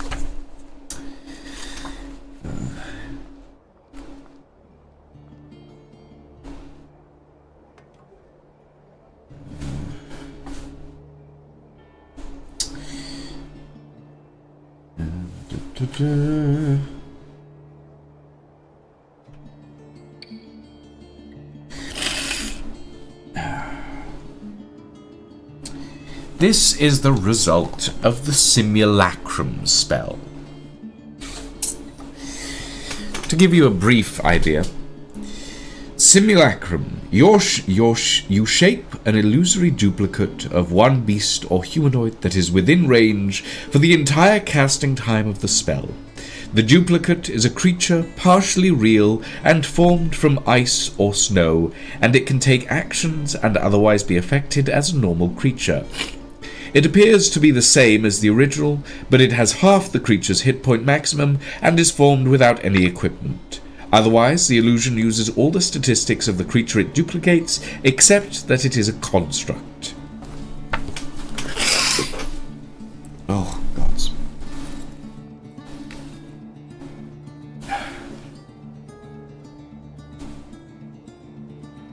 It's always fucking illusions with these guys. Yeah. Illusion, magical shield, illusion. I was hungry too. Speaking of which, Right. I crack the fucking anti-magic orb on, and I toss it to Prod.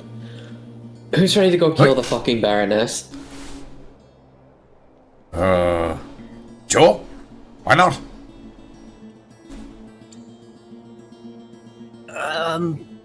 Do we want to talk about the hostage situation? Because it seemed like the Bard family there were kind of a little, on autopilot.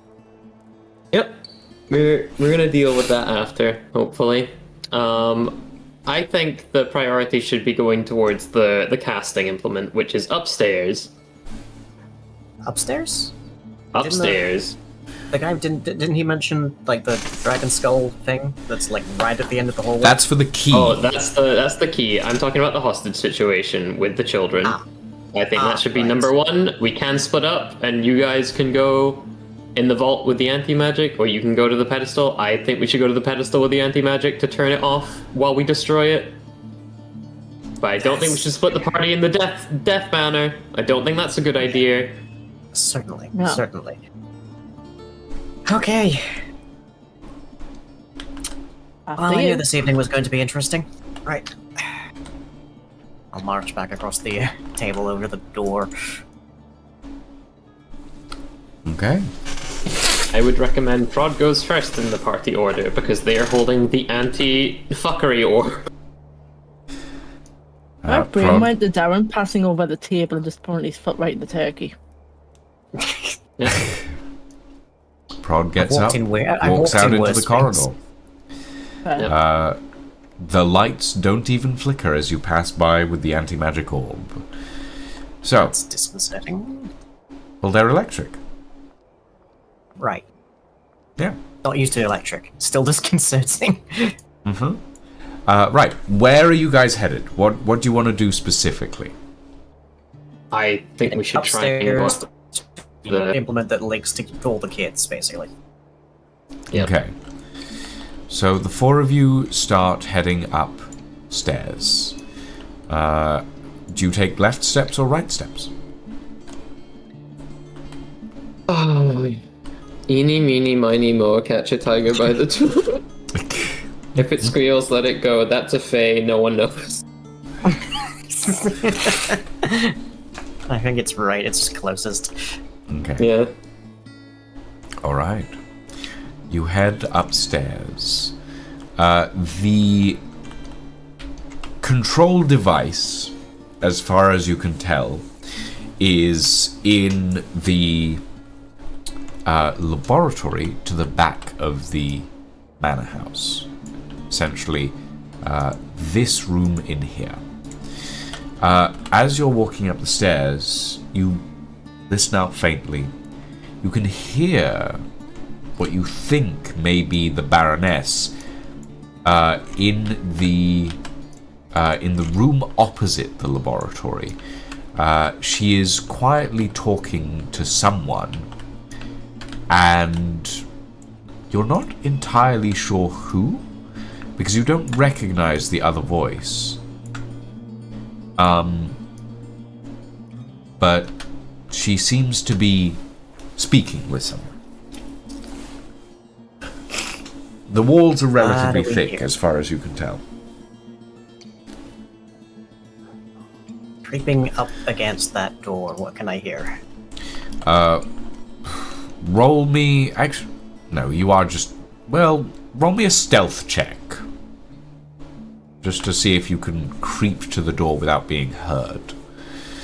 Slightly paradoxically, not very good at stealth checks. I know. I'm well aware. Okay, 17, that's not though. too bad. That's not too bad. You walk up... Well, you creep up, should I say, to the door. The first thing you hear is... Oh, I had really hoped that that would go better, but... Well, commoners. But, no matter. Plans are still technically on schedule. The Iron Forge should be able to find the ring without too much trouble if my guess as to where it has been placed is accurate. Then it's just a matter of portals. And you hear another voice go, "Darling, please. I'm sure they can't hold a candle to what you have coming." Then the Baroness. "Oh, I know, but still, it would be so much easier. So much easier. And with the Blackwood gone as well, our main artificer, it's quite irritating." The second voice. "Well, at the very least, you can find a way to me soon." Yes, of course. Gesture everybody else over to the lab. I'm Yes. going to cast my mage hand. Well, I shan't keep you, dearest. But don't worry. Plans are working. And once the gate is destroyed, well, we shall have all the time in the world. And you hear a as something is dispelled. Is anybody actually in this building? You don't It's know. all remote these days. It's all Ever remote since these the days. Dang Zoom kids. Ever since the plague, it's all remote. God. Everyone just used their telerat. The rat they send into the workplaces with a little crystal on top that projects them. They became immune to the plague first. Right. Unless you guys need me to open that door, go for the lab. I'll keep an eye on this. I was just going to say, while Darren's doing that, Ingvar's just going to quietly use a pass without trace, just to make sure we're extra sneaky. Just in case. Cool. Are you using a spell slot or the dust? But now the spell slot, because the dust will be more of a did I run out of spell slots situation. Fair enough. And Darren's in range, so he gets pass without trace as well. Yippee! I don't know what that does. I'll have to look it up. Plus Yeah, 10 to silence stealth radio. checks. Yeah, pretty much. Oh, nice. And the creature that receives this leaves no tracks or anything behind. Right. So, who's lockpicking? If Darren's listening at a door, I assume it's not Darren. I can lockpick. I'm pretty good at it. Okay, Okay. roll me a sleight of hand. I have tools. I have thieves' tools. Can I roll using Roll. those? Well, you add your thieves' tools to your sleight of hand. What Yes, is the but it is a librarian? different thing, I think, for it. Let me double check. Is it? Because I'm relatively Thieves' sure you tools can't is roll thieves' tools. Proficiency 6, because tools have a different proficiency bonus. Yes, so you add that proficiency to your sleight of hand. Yeah. Yes, so, So it's plus roll me 6 instead of sleight of what my hand. normal would be. Yeah. I mean, Ingvar Roll. could have done it. He's got a +5. I mean, it's whoever wants to. No. I mean, I can give my tools to you if you want to go. Yes, because that will give him a +11 at that point. Yeah, there you go. Here, have these Not little jiggly expecting this to things. be hefty. I am. It's like a fucking rich lady's house. Yeah, I'm not sure where she Remember how those expects us to airship locks were? go. Fair. Well, that airship was particularly gilded, but you know. Okay, well, Literally. no chances taken. Children's lives are on the line. Yeah. Roll it. Yeet. So that's So that's a that's a 25. 30. That's a Oh, that's 30. a 30? Oh, Plus okay. 11, Plus yeah, 11. that's a 30. Oh, yeah.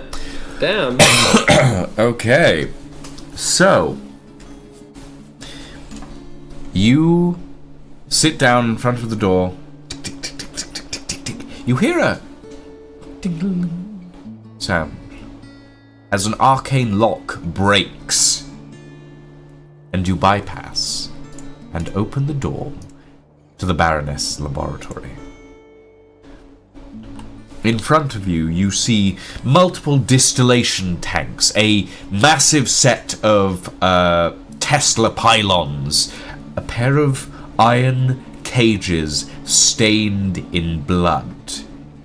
And on the other side of the laboratory, a pedestal with a small silver... What's the... Basin? No, it's the... decagon. Small silver decagon. There we go. That is sort of sitting on this stone pedestal. Ah, okay. Can I check the room for traps before we go in? Sure, Please go do. for it. I would also like to roll a perception check with magic vision. You don't need to. There is so much okay. magic in this room. Honestly, it's kind of hard to see because there's so much magic going on in this room. To the point where you can actually see the ley lines of magic sort of crisscrossing the room itself. Okay. Can I look for the source of the electricity for these Tesla coils and if there's a shut-off switch for them? Because we can defend against magic easy enough because of the orb. We cannot defend against electricity as easily. Sure. That'll be Roll me an investigation, investigation. Yes. Yep. We'll roll one of those. Let's see.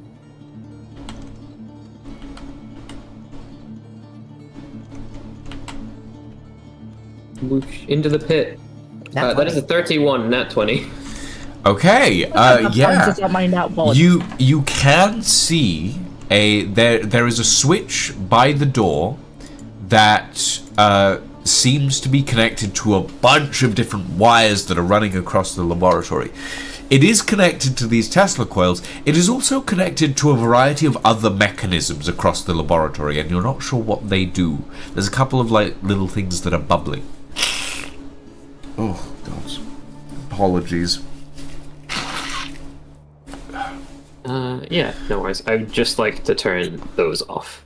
Those Okay. Tesla coils off. I don't want to touch anything else that I don't realize what it is. This switch, there is only one switch, and it's there's only connected one to switch? everything. It's just connected to everything? Okay, Yeah. I think I still flip it. Okay, you flip it, the Tesla coils turn off. I can't actively turn the models off, but they are off for the purposes of this. My immersion! I'm sorry about your immersion. There's only so much I can do. Why aren't you animating a full 3D animation every single time we take a step? You know, if I could, I would. You know, We'd be here if I could, forever. I would. It'd still be on like session 2 at this point if you were doing Yes, we would. Yes, we It would. would be it would be much more funny watching the wolves slip in the grease, though. To be fair, Yeah. I'd prefer to see that Anyway. in 2D animation. To be fair, though. can I ask Prod to go in with the anti-magic orb on and destroy the altar? Like straight across the room to destroy the altar. We've checked for traps and everything, right? Yep, you rolled a Oh, I 1. did, but I got an at one. Oh, okay. Oh. Prod walks across the room. Yep. Check for traps. Elfie, if he dies, we're sorry. I will also go in the room after him. Okay. I'll stand at the door. You will stand in the And I door. also want to ready the time stop pocket watch. Okay. Prod. Var, do me a favor and take aim at this door. Which door? The Oh, the door one I'm you're at. currently behind. Yes. Just in Yeah, case yeah. someone comes through it. Prod approaches the pedestal at the back of the room. As the anti-magic orb passes through the room, you watch a bunch of things like lights wink out, little hovering pieces of metal suddenly just clatter and drop. Prod gets to the other side of the room, stands in front of the altar. The decahedron, my apologies, that was sort of kind of floating and twisting on this little altar, clatters onto the altar. And Prod takes a sword and drives it straight through. For a moment, nothing happens. Then there's a click. The pedestal in front of Prod drops by an inch. Oh. Oh shit. The door behind you, Ingvar, the door that you are right next to, starts to close. Oh shit. You have 5 seconds, maybe? Can But I the door slow- is closing. Can I It's Can I slow the door? You can try. Roll me a strength check. Yeah. You're good at those. Hopefully. And I think you can like block it with. That's a 15. 15? Okay. You jam your shoulder up against the door as it starts to close, and you are slowing it, but it is still closing. There is a relatively large amount of force behind this door. He just kind of yells at the guys. Guys, get out of there. The door's shutting. What is everyone else doing as Prod turns to start running back? Has still at this has the console been destroyed? It looks We know. completely shattered as far as you can tell. And that was definitely the source. It looked like the same kind of threads I saw going to the racers. Yes. As Prod How many moves out wide of the AoEs? As Prod Yes. moves out of the area, you watch the decahedron lies flat and silent on the stone altar. Why do I feel like this was too easy? This is because of this was way too easy. Not even any guards. Ingvar just kind of hisses, oh, because for flip's sake, get out Just of start there running before towards this the door's door. shut." Okay, you all run for the door. Roll me an athletics check to get through the door as Ingvar is holding it open so that you can all get out unharmed. Oh boy. I need to roll an athletics, or am I just waiting? You're just holding the door at the moment, but they need to roll an athletics to essentially get past you. That is a 4. It is a 4. Okay, I'm gonna roll for Prod. I believe Prod adds a +5. That is a 13. 13. Prod, you and Prod barrel past you. Sorry. Trying to think about how Elfie would play this. Seeing Just scoop up your library and be like, yeet! that Elfie would scoop. Elfie would scoop. but there's not enough time. No. The door is closing. The librarian isn't going to make it. Prod sees this, grabs you, librarian, chucks you over Ingvar's shoulder, and the door pushes you out, leaving Prod inside. We're gonna get an earful for that one. Is this a magical door? And we not reopen it? As far as you can tell, it wasn't magical. And Is it a pretty solid door? Whatever effect this was, it was non-magical. It was triggered by something mechanical. Because it triggered regardless of whether or not Prod had the magic orb active, the anti-magic orb active, and it is still active in the room. And you can hear Prod sort of at the door going, guys, I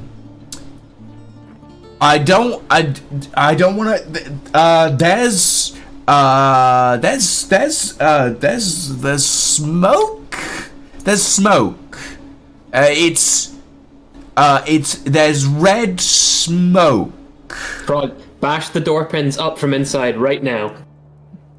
Okay, he's gonna roll a strength check. Does anyone want to help from the other side? Ingvar can help. Strongest. Ingvar, we can like bash it when it's unpinned, I guess. If Ingvar, you will be granting Prod advantage on this. So that's a 14 with a +5. That's a 19. And that is a natural 20. You, Ingvar, and Prod, you can just about get your hands in sort of the filigree and bordering of the edges of the door. You both lift as hard as you can.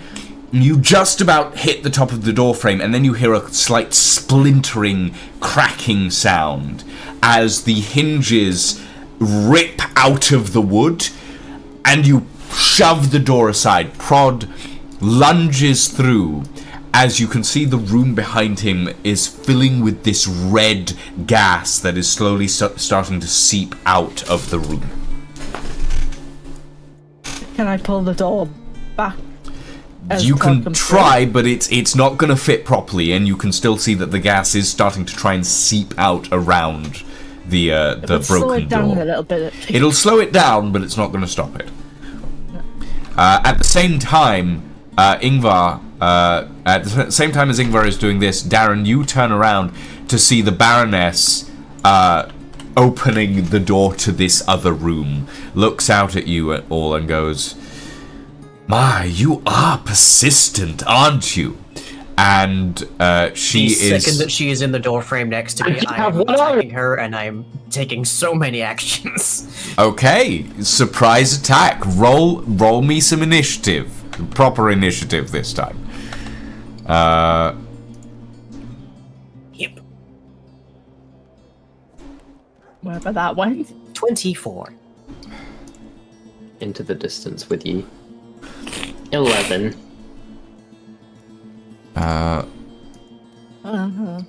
Hold on. What? Ingvar, for God's sake. That's a 6. Okay. I guess it makes sense if he's trying to shut the door. Right. Honestly, I'm not even entirely certain what she was expecting. I mean, she's an idiot, or there was some really weird planning going on here. I think she just might be very overconfident and/or exceptionally powerful. We're about to find out. Okay, so that is a 4 plus 6 on initiative, so that's a 10. Okay. You have a surprise round, Darren. So you are up. Goody. Okay. Bonus action, use telekinetic. I'm going to shove her head 5 feet into the door frame, away from me. Okay. Ouch.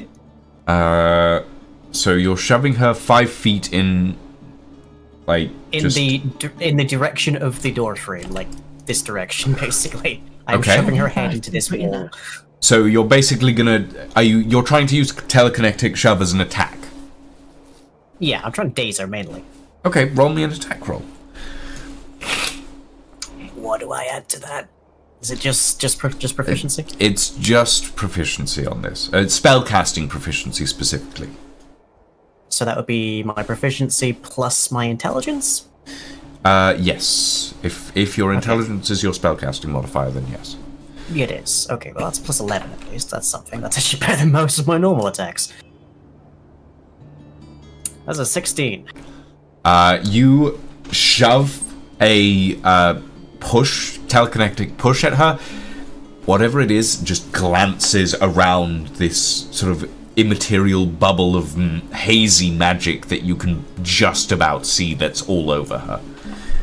I don't suppose I get advantage because she's surprised or something.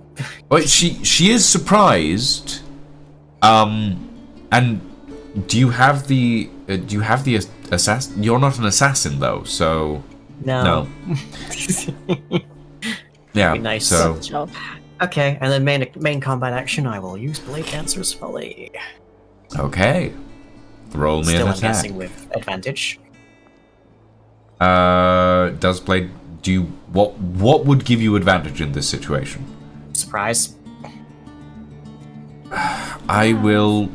Oh gods, I'll double check the surprise rules just so that I'm not, so that I don't feel bad later. I mean, you are God. You can just say I always have an advantage. I can, and I'm not going to. And also, me being right here by the door was expressly for giving advantage. You do not get advantage. She gets disadvantage. Alright. Well, I don't know what So she's on any doing checks, to string us on any apart. checks, she will get disadvantage. And even then, technically, it's just disadvantage on their initiative roll. But yeah, I'm just gonna say they get disadvantage wholesale for this round. I could do this really funkily and just cast fear, couldn't I? I mean, Oh, that might be good. you could. She just jumps out the window. Also, I really want to see her afraid. yeah. Let's see this. I can also cast Crown of Madness. They have the same saving throw. I think she's already mad enough. Yeah, but Crown of Madness charms them. And what's the DC? 19. No, but what skill? Oh, Wisdom. Their wisdom's probably pretty high. Is it the same for both of them, I guess? Yeah, it's both Wisdom 19. Ugh.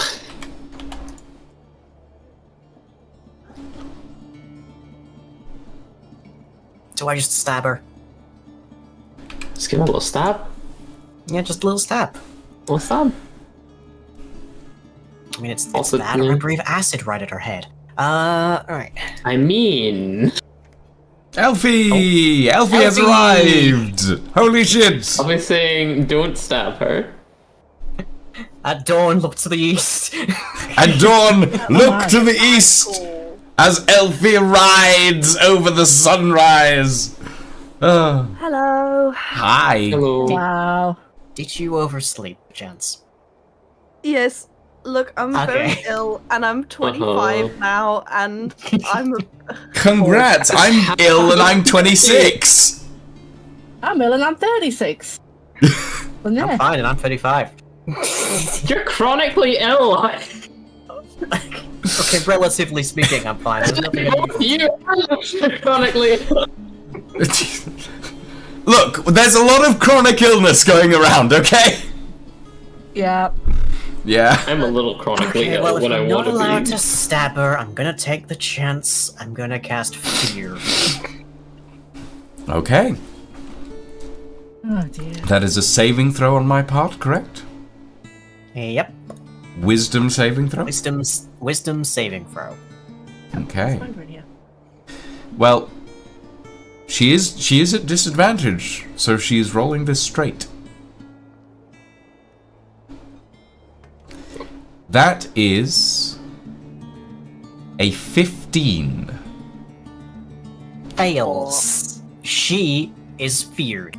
She gets a +8 to wisdom saving throws. I need you to understand this. Why do you think I was taking that option now? You took a chance and it's kind of paid off. You cast Fear. The Baroness kind of looks a little stunned for a second as like something slams into the side of her protective bubble, looks over at you, and her eyes sort of... She blinks, she holds her head for a moment, then she sort of steps back as something takes root in the depths of her mind. As she sort of holds out her hand and says, No, you will stay away from me. Okay.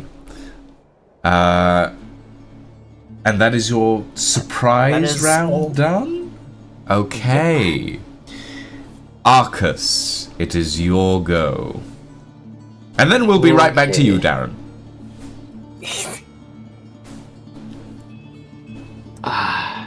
She's feared right now, which means she probably won't be able to do a counter spell as easily. This might be a good chance just to do the glass cannon. It's up to you. I would like to do a 5th level casting of Inflict Wounds and use my Twin Spell Ring and use Meta Magic to extend the range to her. Okay. So you're twin spelling Meta Magic at her of 5th level Inflict Wounds. Okay. Yeah. This is a melee spell attack, correct? Yes, with Meta Magic allowing me to hit her with it. Yes. Okay. Roll it. Roll it twice because it is a twin spell. First one, this is +11. Ooh, good thing it is. That is 12. That does not hit. I can tell you that immediately. God damn. That is... Dirty 20? Dirty 20, yep. Dirty 20. She is going to use her reaction to cast Shield. As this blast of Inflict Wounds melee spell magic pours out of you, she, in her blind fear, pulls up this shield in front of her. You see this glyph work of, like, shimmering glyph work appear in the front of the air in front of her. And she, like, puts her arm out and she says, No! I will not! I will... No! And she starts backing into the room behind her. I would like to use my reaction Okay. to cast Counterspell. Do you have Counterspell? I have Counterspell and Dispel Magic. Okay. Counterspell. God, what is Shield? Which is being cast at 5th level. Okay, so you're casting Counterspell at 5th level against Shield. God, okay. I had this literally just now.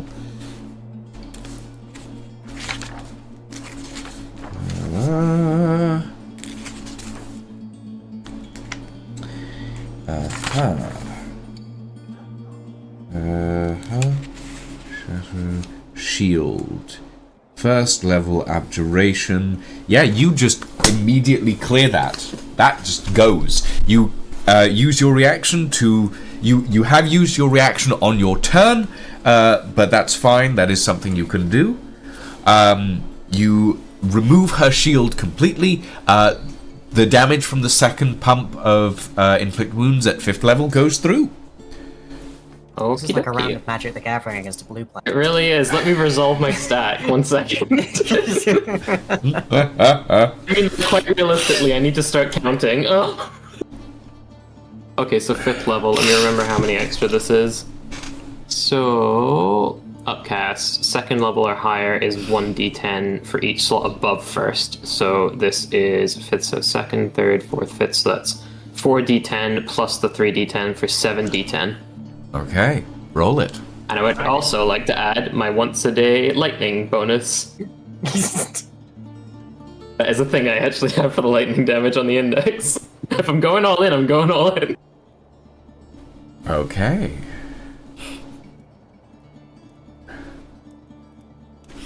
Let me just look that up. Ironically, this might help me choose my next move. Nice. Hey, my next just stab. So Fair. nothing unusual there. Happy I'm stuff. guessing the plan, guys, is just like kill. At this At point, this yes. stage, yes. And We Oh, okay. we get Oh. info out of her. She knows a lot about us, and she tried to make a "give me what I want and I'll give you everything you've ever wanted" kind of deal with us. Well, that's never gone well. Exactly. This is plus 9d6 lightning damage. Have you considered being evil, baby? Roll it. We'd be fucked if the the librarian was Unlimited evil. power. This is my dice. Look at my dice. Roll it. My God. I'm just amazed that I can do this much in a turn. I forgot. 72 damage. Okay, Still high. 72 And I was damage. also like, wait, yeah, I'm not gonna do meta magic on that. That's too much math. Anyway, I love that that's I was the gonna starting try and. effect. I don't want to look at that anymore. Okay. That's a valid mood. Okay, 72 damage of inflict wounds. You pour this incredibly volatile necrotic energy out of your palms and into this woman. And you get the feeling that it hit something, but you don't think it was her. I got my guffin. Yeah. If you just killed all the kids, I'm gonna be mad. I'm gonna be mad No, we as well. broke that. We broke the Okay. altar, we think. Oh, I have a spider on my keyboard. I feel like she Um, channeled actually, fucking roll- damage for the necromancy spell or something. Roll me. Actually, no. From your angle, you wouldn't be able to. Never mind. Okay, Darren, you're up. Right, Going. well, I will bonus action to have my mage hand, I don't know, yank her hair or something, and that'll give me the advantage I need for my Blade Dancer's Folly to be really powerful again. Yep. So that's a natural 20. plus 8. Yep. Okay. Double damage, baby. Is it a crit or do I have to confirm it? It is a crit. It's natural 20s are always crits. I love that Okay. every single time we go up against one of the card effects, we get the luckiest we've ever been in the fucking campaign. Yeah, they should really think twice about fighting us. Oh, trust Okay. me, there's more. This is to a fight than sign you can of see. how the campaign's gone for me. I don't remember how to resolve a crit. More damage, Um, double damage. It's just double dice. Yeah, you not double dice, double the result. Okay, Oh, is so it I double roll- result? Okay. Yeah, So I roll the weapon it's you damage roll as you normal, roll the base double damage that, and then you double all the damage that you Oh, get yeah. from it. So I said more damage. the, double damage. the rapier set damage gets doubled. Everything else is normal. So The not rapier get- 14d6. The of rapier sneak gets attack? doubled, the sneak attack gets doubled, but I should point out, you roll the rapier and the sneak attack as its normal damage, and then once you've rolled it all, Right. then you double that. Okay, Like a double total. Yeah. so Double that's total. 11d6 plus 6 times 2. Yep. Oh god. Just attacking this lady's manor with dice at this point. That's 100 points of damage. God! Okay. That's fine. Okay. So you do 100 points of damage with this attack. And again, you feel like your attack... The damage is going somewhere, but it's not to her. And you are in a good position to see this. You look behind her and you see the Baron. And you watch as the Baron's corpse disintegrates into dust. As all the damage that you guys were pouring into her was being directly transferred to him. I mean, I don't feel too bad about that. He was one It of the could have been enchanted nice. ones. I don't feel too bad about that.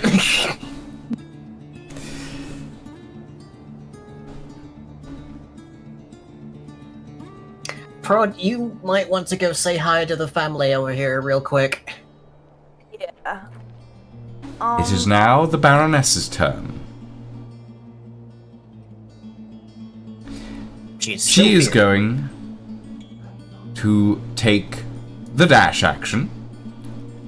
And she is going to run and jump out a window. Because that is the only way she can get further than 60 feet, further than like 40 feet away from you. So yeah. Fucking fall damage is gonna go onto one of the people too, isn't it? You watch as the Baroness turns, you watch as her cloak flies out behind her as she runs across the room, braces her hands against herself, and crashes through one of these beautiful stained glass windows with depictions of dragons all across them. And you watch as she plummets out and lands in the courtyard. She is going to make a wisdom saving throw.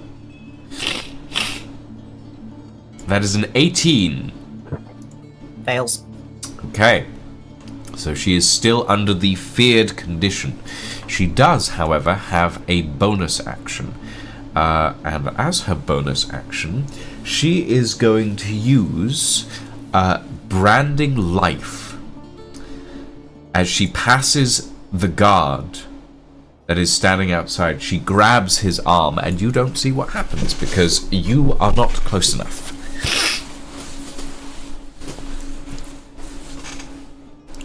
Okay. The four of you stand in an empty room. Would you like to go after her? Or would you like to do certainly something would like else? to. I can keep up with her at 60 feet of movement if we're her turn. It's up to you. There is a family of enchanted people here who look Yeah. as if they're getting ready to jump out a window. Yeah, wait. Can we deal with the family? I'll chase after her. Should you be going on your own? Probably yeah. not, but No, send Ingvar best with her, 'cause opportunity he's got- we have. No, you can send Ingvar because Ingvar's got. I'm Ingvar is pretty much burnt out for most of my spells now. I can probably stay here and... Yeah, because he's got Ashaladan Stride. Adds extra speed to his feet. Yeah, you guys go. I'll So, stay here and take a rest and disenchant them after, if you want. right, just try to keep them tied up, maybe. They look like they're kind of starting towards the windows. I have hemp rope. I start tying them up. Okay, you tie up the family Senthol, who is... They're not necessarily... Excuse me. They're not necessarily, like, straining for the windows, but it's definitely like a slow sort of jog. Listing towards. Yeah. Yeah. Okay. Darren, you're going after? Yep, wing time, off I go. Okay. You jump out of a window. Wing time. I will remove the rest of you from initiative because you're not going to be close enough for this. But it is your turn, Darren, as you sort of look down on the Baroness. You can see her holding the arm of one of her guards as he suddenly keels over in pain.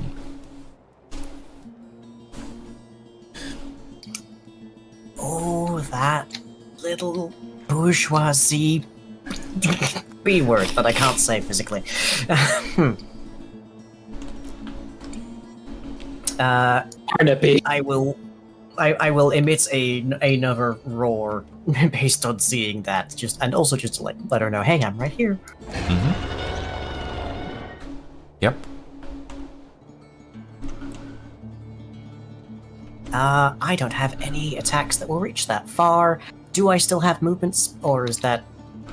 How much movement do you have as base with your dash? Flying at 60 feet. If I take every action I have available to me, I am almost Usain Bolt. Well, you had to go 180. 60 feet to get to where you are now, so... Yes, that's a single move action so far.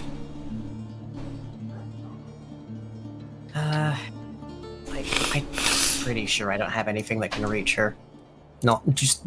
Barely not. I really don't want to get too close to her. I'm gonna... I can use the bonus action. I can use my bonus action to dash. Okay. So, I will use that. I will get to about 15 feet away from her, and then I will breath weapon her. Because Okay. this person needs to be an acid now. Okay. You get to about 15 feet away. Okay. That is a... What is it? Okay, that is Constitution saving throw, apparently. Alrighty. If Constitution I'm reading saving this throw. right. That is a 18. Let's see, it's 8 plus my Constitution plus my proficiency, so... That is a... 12, unfortunately, so she does take half damage, but it's still 46 half damage. So... Okay. Right. Half of 46. That is number 10 points. Acid Okay, damage. 10 points of acid damage. As the guard next to her, you watch as you blast her with acid, and the guard next to her, you watch as his, arms and face start to sizzle as acid burns start appearing across his body. No, you used your bonus action, didn't you? Yeah, okay. Looking up at you, she snarls, and having still under the fear condition, she is going to take 60 feet of movement away from you because she can't do anything else, and then she is going to bonus action summon Vorsinian. What? Summon What now? Vorsinian. You watch as, from behind you, in the hallway, you see a door open. As she's running, she snaps her fingers, and a doorway opens behind you. And from behind you comes a relatively familiar sight. Dark blue hood, face mask, black robes, heavy glaive in one hand as it walks down the hallway, a familiar looking construct. And I will add to the initiative order a Vorsinian construct, which will roll its initiative. It rolled a natural 20. It walks out into the hallway and is going to use... Hold on, I need to bring out its mini. Do I have a mini for this? I think I did. Did I not save it? I apparently didn't save it, that's fine. Use a cat. Use a... I'm not going to use a cat. That's Why not? rude. That's Use rude to forest. cats. Could be a very mean cat. Okay, hold hold on.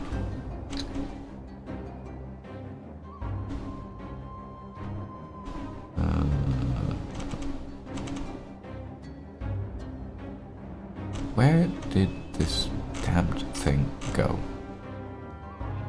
Ah, there it is. A Volsinian construct sprints down the corridor.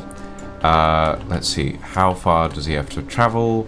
So, yep, that's fine. So, and out onto the patio, not using its bonus action to move further, and draws a... doesn't draw anything, actually. It looks up at you, points a hand at you, and you watch as its talons fire out of its hand. It is going to attempt a ranged attack on you. That is a... oh, gods. I have this stuff now, so I can use it. That is a 14 to hit. That fails. Okay, so you dodge to the side as this Volsinian construct runs out, fires these like metal darts out of its fingertips at you. That is all it can do for now, since it had its activation period. So it is now your turn, Darren. What about everybody else? Are they not making their way in? I mean, is everybody else going to try and run down? I was going to run to the That was the window. plan. Oh my God. I was gonna leave the orb on next to all the family members so that they can't, you know, get human shielded and Okay. go afterwards. Yeah. Okay, so you're all still in this room at the moment, as the family Senthol is on the other side. You put the orb down. You watch as they start to sort of clear their head a little, but the effect is still like weighing in on them. It's just slowly dissipating. So you'll have to leave the orb here if you want that effect to go completely. Yeah, I'm mostly just doing it for the human shield thing. We can deal with them later. Okay. Do we roll initiative to get back the order, or is it more when we catch up that happens? You give me... I will say that while you're out of initiative, you don't need to worry about that. You can just run and catch up. But if you want to get added back in, just roll me initiative now. Cool. I will do that. Yeet. 15. Okay. So you rush... Do you want to rush to the window, or do you want to take the stairs? I will take the stairs. We're gonna... I don't think I can survive the silly fall. Okay, so you take the stairs, so you... At this point, you are about here in the corridor. Ish. Yeah. Does anyone else want to do anything before we go back into initiative? I'm going to move Ingvar to the window. Okay, so you're at the Man window. can shoot yeah, and then Yeah. I will rage on because he can just, shoot from window. Mm-hmm. Yep, that's good. That's a That is 50. 15. Okay. And Elfie. Prod. You almost died this session. Oh, Before you very even sad. joined. Honestly, I deserve it. I think I'm also gonna move to the window. Mm-hmm. Because I'm a nosy bitch. Is there any chance I could leap out? Oh yeah. No, you could definitely smash through the window or go through the one that's already smashed. Alright. Do I actually want to though?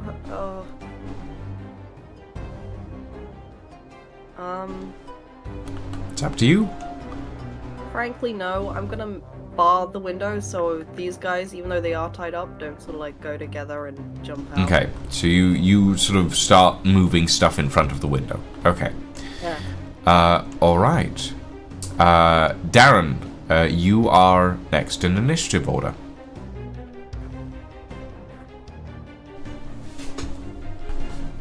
Oh, Darren is away. Okay. All right. That's fine. Okay. No, that is fine. I can add some stuff in while this is happening.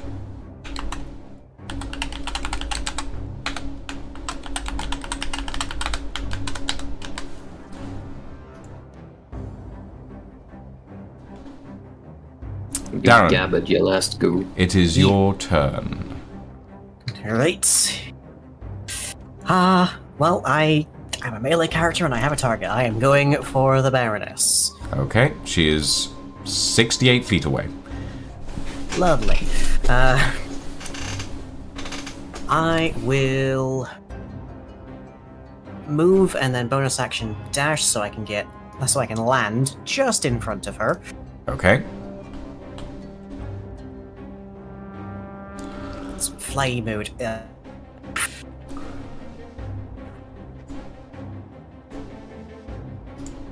And I'll make my attack, All right. which I don't think has advantage now, but No, still because painful. you left your hand back in the room, so...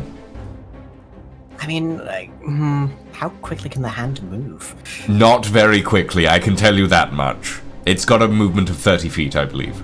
Oh yeah, you can move the hand up to 30 feet each time you use it. It'd be faster for me to cast it again. Yes, it would. But either way, I used my bonus action already, so I can't use that to give myself advantage with it. I'm So aware. one way or the other, just gonna attack. Alright, roll me an attack. Yep. Into the hedgerows. 22. 22. Okay, that does hit. She's not going to shield for this one. Alright. 2d6 plus 6. The good old-fashioned damage. That is 12 points. Since I'm now in Okay. front of her, that should mean the feared condition requires her to run back towards the building. Okay, so that is 12 points of damage. Okay, so very quickly, one of the things that this entire scenario needs me to do is make sure that I have all the health points of all the other people around as a thing. Okay, so yeah, that's fine. Again, doesn't seem to affect her directly. Affecting the guard at the gateway. Okay, so Arcus, you're up next. Okay, I'd like to use my full movement to get over here, to get line of sight, hopefully with the Baroness. Yep, I think she's down there. The Vorsinian construct is right in front of you, by the way. Yep, I know. I'm going to use Word of Radiance on the Vorsinian construct. Okay, what does Word of Radiance do? Burning Radiance erupts in a 5-foot emanation. I can choose my target. They need to succeed in a Constitution saving throw or take 3d6 radiant damage. Okay.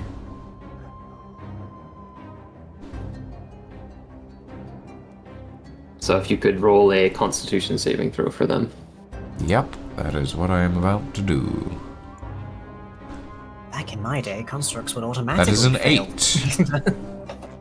That fails. The save DC is 18. Yep. Okay, so 3d6 radiant damage. Roll it. That is 7 radiant damage. Womp womp. Yep, that... I mean, it does damage. Does it do any extra because necromancy construct or no? Not as far as you can tell. Okay. And before that construct is also enchanted. Somehow. So the damage seems to have gone somewhere else. The princess is in another castle. That's her health bar is in another castle, is what we're currently experiencing. Somewhere the fucking corpse of some dude is just writhing in the ground. Oh, if we get the anti-magic orb right next to it, do you think the damage will stop transferring? Probably, yeah. Okay, we have a plan, folks. I wonder where you left the anti-magic. We left the anti-magic zone. Yeah. Damn It's up there. Every time. I guess you could shout up to Prod. Prod, go along. Basically, yeah. What you need, boo? Okay. Big orb. Yeah, we need the anything anti-magic else? orb. Anything else you want to do, Arcus? Where is the anti-magic orb? It's on the table in let's the see. room you're in. Yeah, it's with the family. I mean, I Yeah, can have go to- along. Bearing in fine, mind we that know it'll you can take a probably couple catch of it. rounds for the family's enchantment to wear off while the anti-magic orb is active. Is that all magic affecting them wearing off, or is that just the enchantment? Because normally it's instantaneous for some kind of thing. You yeah. don't know how much magic is currently affecting them. Does As you're not Prod in the see room to tell. anyone else take more damage? No, but you do see the guard in front of you take damage. Okay, so you he's watch cool. as like a wound opens up in his side as Darren stabs the Baroness. Okay. Am I in initiative? Not at the moment. You need to roll it if you want to begin initiative. Can I Yep. get in there? Roll it. Roll me initiative. Where's she going? From your character sheet. Under your name on the top left. In it. Next to AC and speed. There you go. 17. 17. Yay. Okay. So currently the Baroness is running last, by the way. I can throw that orb. When would it be my go now that I'm in initiative? Your go will be next round. Beautiful. Yeah. Yep. I can lob the orb. Mm-hmm. Yippee, we have a plan. Okay. Arcus, are you done with your turn? Yes. Okay. Ingvar, you're up. With the But he Baroness on deck. Yeah, he can't really hit the construct from his. No, it's basically right below you, like kind of tucked into the door. Yeah, so he's going to take him through the window. But he's going to pull a poison arrow out of his leg first. No, he's not. He's going to cast Hunter's Mark on her first. Okay. Hunter's Clever, Mark. good. Remembering. I'm remembering slowly but surely. It's been a month. You know, It's it's hard. been a month. Yeah, so we're going to cast Hunter's Mark on her. And then we're going to fire a poison arrow with the doubling bolt.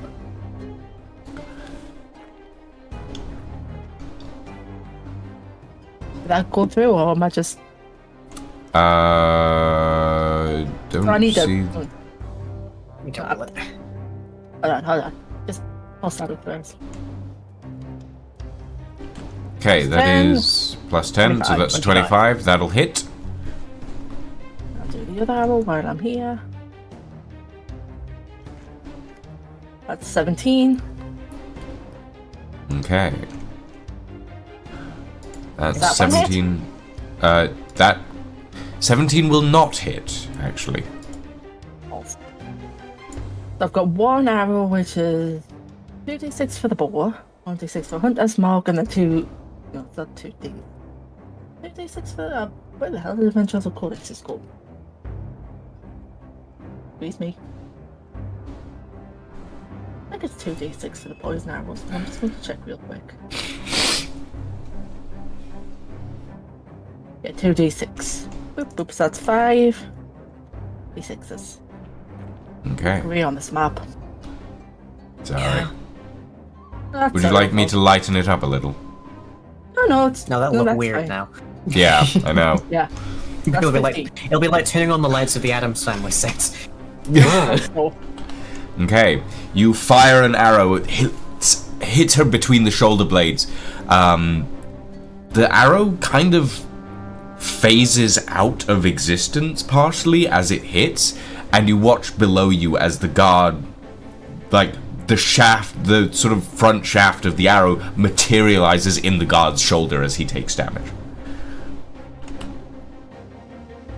Oh, bugger. Yeah, it's going to be a lot of that right now. We are unfortunately facing a boss who is built around collateral damage. Mm-hmm. I mean, in if fairness, Darren I gave you guys a decent bit of like visual understanding of how this was gonna work in the past few sessions. You know, she does like her collateral damage. Yeah. That's why I'm still trying to stab her until it stops working. That's literally all I can do, because I can't do anti-magic at all. That's my turn over, by the way. If Darren hadn't been there, she would have gotten an explosion arrow to the arse. Well, that probably would have emitted from the guard, in which case she'd have caught the librarian. Yeah, fair. Knowing the amount of BS we're against right now. It's not that much BS. You guys brought an anti-magic to the orb to the fight, and then you left it in a room. To be fair, Reason. we didn't think that she would be able to cast it again so quickly. Cast what again? Especially so not when quickly? she's terrified. the like lifelink magic on a guard randomly. Oh yeah, Heal's theory, yeah. yeah, that's a bonus action. My actions are done, so I guess you constantly fucking disengage from her then, since she can apparently Midas touch her life force onto you if she wants. It's a little more complicated than that. Right. The Baroness's turn. Must use the dash action. Must use the dash action, which is 60 feet away from you. Thusly, she is going to go this way. 60 feet in this direction. And standing here, she is going to use another bonus action. Oh god. What? It's a boss fight. She doesn't have, yeah, I should be thankful she doesn't have epic actions or anything. And she could take a fucking legendary. She's a boss technically. Well, legendaries are reserved for things that are further down the chain. Don't worry about that. Okay. That is a 14 against you, Darren. What's your armor class? Doesn't hit. Doesn't hit? Doesn't Okay. hit. You look around as the Baroness sort of points a finger at you and then sort of curses silently, and it is now the Vorsinian Construct's turn. It is going to wheel around on you, Librarian, as you are currently its closest target. And it is going to use... It's just going to use its base attack, I think. Yeah, it's just going to use its base slash attack. That is a 22 to hit. I think that hits. Mm-hmm. Brace. 33 points of damage as the Vorsinian Construct unsheathes its long claws and slashes at your coat. The scale not? The scale 20% off. Okay, let me figure out the... Oh wait, no, there's a thing for this. I don't need to think of the math anyway. Okay, I'm on 28 hit points. Okay. Owie. Next up, Darren, you're up. Oh wait, Okay. did did I do the saving throw for the Baroness? I'm still in line of Check sight. the log. She only gets it when she's not in line of sight of me. Oh, yes, no, that is fair. Sorry. Whoop, let me just throw that away. Actually, is it line of that's sight? It is line of sight, I read it. Well, I'm gonna I- check I- this I- because you seem to love working off of rule sets that are out of date. While frightened by this spell, a creature must take the dash action and move away from you with the safest available route on each of its turns unless there's nowhere to move. If the creature ends its turn in a location where it doesn't have line of sight to you, it can make a wisdom saving. Yep, fair enough. That's Fair enough. why I'm running after her. Mm-hmm. Okay, on that notion, I am going to bonus action cast Hex on her, targeting dexterity, I guess. Yep. I'm going to use one move action of 60 feet to catch up to her, and attack. Okay, roll me an attack. Still not my level D sneak attack, but oh well. Yep. That went a bit. That is a 25. Okay, that will hit. 3d6 plus 6. One of them being necrotic damage. That is 12 points total. 2 of them are necrotic. That is 11 points total then. Okay. She's resistant to necrotic. You stab her and you watch as the guard at the top of the stairs keels over dead. Great. You do Through feel her like battery. some of the damage does go through to her, though. As she takes 5 points of damage. Oh goody, I'm making progress. Okay, That's all of my actions. Prod, you're up. With Arcus on I deck. swear she goes into the hedgerows. I grab the anti-magic orb that's on the table. I run to the window and I yeet it, yelling at sorry, yelling at Darren to catch. Okay. You're gonna have to use a reaction to catch this, Darren. Yes, I am. Okay. Prod, roll me. Actually, both of you. But Prod, roll me a strength check. Darren, roll me an agility. Dexterity. Sorry. Okay. That's one of my better ones. 17 for my agility. Mm-hmm. I'm strength. There we go. That would be. Wait. Okay. You lob the anti-magic orb out, and Darren, you manage to catch it just about so that it doesn't land and shatter on the floor behind you. Okay. Is that your turn, Prod? That was a bonus action to do that. Oh, nice. I'm You're just a melee gonna. guy, aren't you? Yeah, I'm a melee guy, and that's not gonna happen. You can jump out a window. I don't want to jump out. There is a of target window. beneath you. Do I? Can I use bless? I think. Mm-hmm. Bless. It's up to 30 feet. I can bless all of my enemies, all of my allies, Please no. and they add a D4 to their attack rolls and saving throws. Okay. So I will bless my You my can friend. just about reach the librarian, and you can reach Ingvar. Hey. I'm blessing Ingvar and the librarian. And Okay. I'm also throwing a little bit of holy water at the family and just kind of hoping that that'll anti-fuck them up. Okie dokie. Right. So, Ingvar, librarian, you now are blessed. You have a D4 to attacks and saving throws, I believe.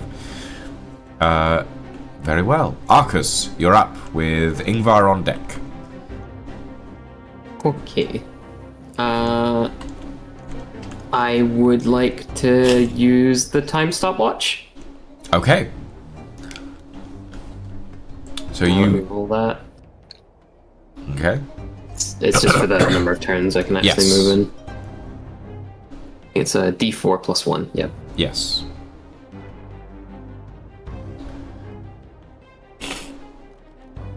That would be a You 4. get So I get 4 turns. turns of... You get 4 turns of free action right now. Okay. I would like to firstly What's my full movement here? It does not matter. In 4 turns, I can easily go where I want to. I would like to go. So that's about 30. That's about 30. I will go on the far end here, where they are just in line of sight, but I am far away from the guard. I would also like to take a healing potion. You may. I believe you should have healing potions as a thing in your inventory in Tailspire. That should have a superior potions value. of healing, greater potions of healing, standard potions of healing. It's one of the good ones I got from the treasure chest, I think, that I've just never used. Okay, so... You never know, you might need them later. It might be a greater or a superior. It is a greater.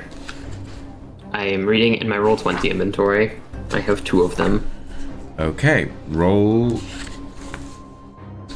Hold on, let me double check how much my graters do, because my graters are you have a table, don't you? Yeah, they're better. It is max heal point 40 points, which is 4d4 plus 8.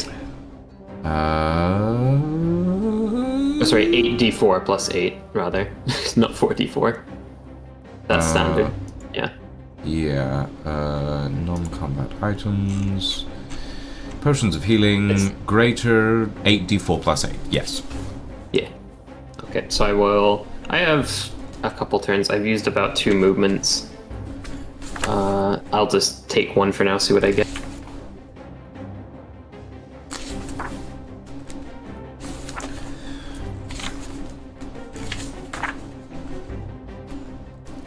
How the fuck do I remove dice? I've accidentally put in d8s. Other button You on the right-click mouse. the dice you want to remove. Thank you. Couldn't remember the word right click.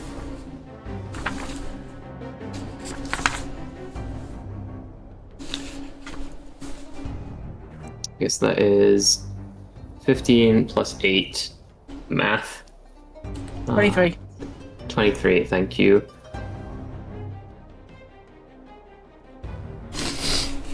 Okay, so I'm at 51 right now. I think I'll just stop there. I don't really need another one, that's a waste.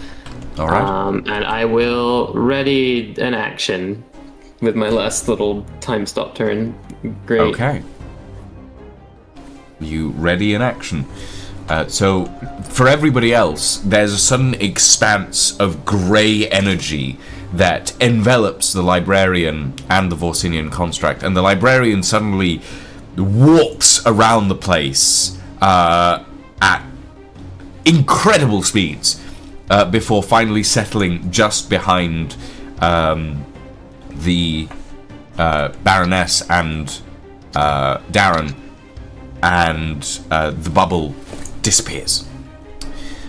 You have a readied action for when you come out of the bubble, or for when the Baroness does something?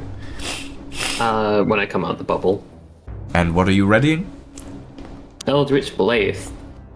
Eldritch Blast away, my friend. Yay! I get 3 of these. Yes, you do. Oh, plus a d4 since I'm blessed. I forgot. Yes, you do. So there's a 25 for the first one. That'll hit. Even with shields, she wouldn't be able to defend against that. That is a 17 for the second. She is going to raise a shield on that one. Okay, and a 13 for the last one. Does not Which is a unfortunate. Actually, that wait, one. no. 17 for the second one, you said. 17, yes. Oh yeah, so she doesn't even need a shield for that one. So the first one hits, the second 2 don't. Okay. So I roll damage for the first one. Mm-hmm.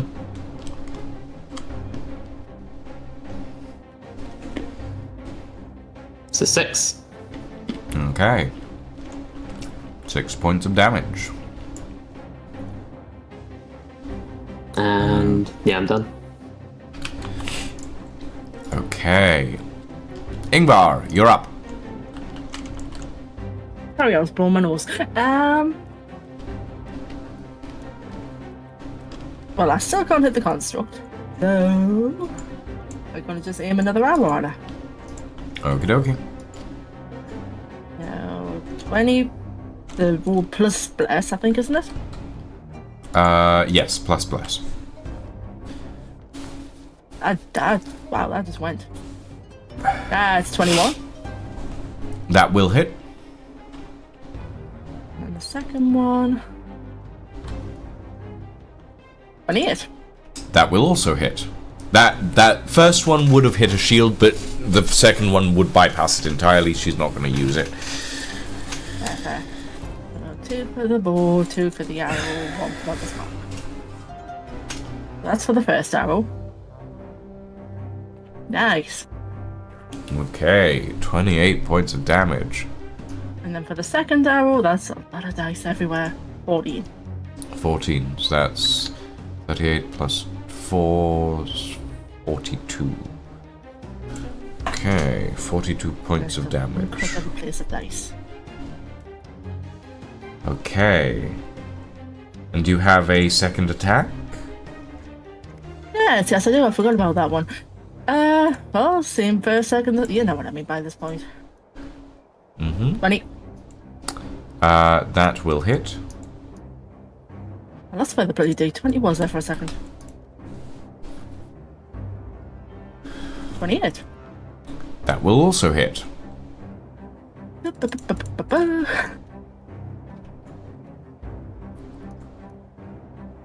Five. 19 plus. Did I roll 19 on both of them? I bloody well did. Oh, nice.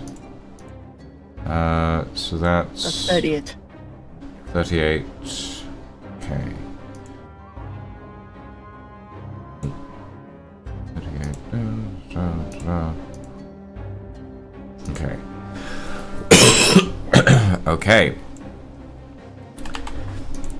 It is now the Baroness's turn. Staring at you with anger and fear, Darren. The Baroness is backed into a attack rolls. who has disadvantage on attack rolls and is backed into a corner to the point where she basically can't go any further. She can't actually use her dash action to get away from you. And because she can't use her dash action, she is actually going to use an action.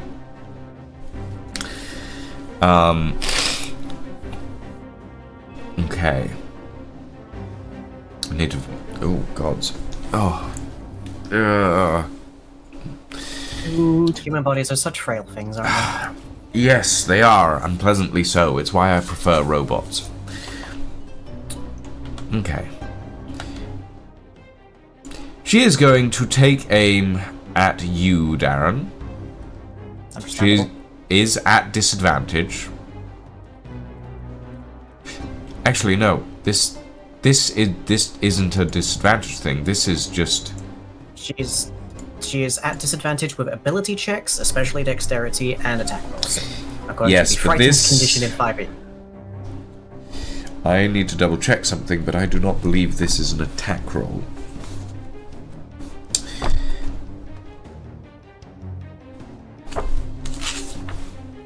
I would have to imagine that magic attack rolls also are limited. Depends on the spell.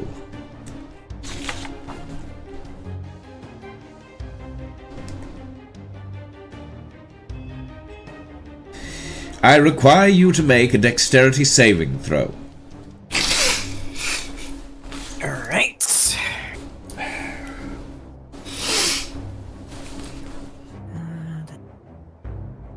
Remember, you are blessed. Oh, I'm not. Oh wait, you're not. Fuck. I was more than 30 feet away. Yeah. But I do have evasion, so there's that at least. I'm here for moral support in the background. If that does anything for the numbers. Yep. As a 17 total.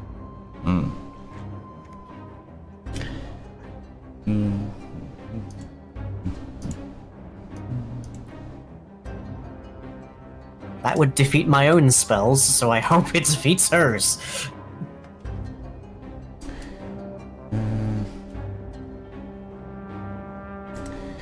since she no longer has anywhere to run. She whips around, and with fear in her eyes, she targets you, Darren. You take 67 points of damage as she casts Disintegrate on you. Is that halved or normal? Because if I've made the save, then I take. You even have less failed the save. Okay, well, good. Good to know. I still take half damage if I fail it. I take no damage if I succeed it. A creature targeted by this spell must make a dexterity saving throw. On a failed save, the target takes 10d6 plus 40 force damage.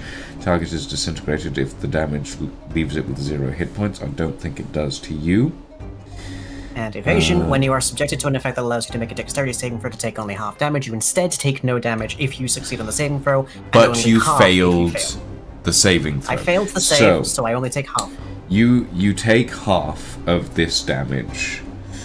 Disintegrate is kind of weird on this one because of the way its whole saving throw mechanic works.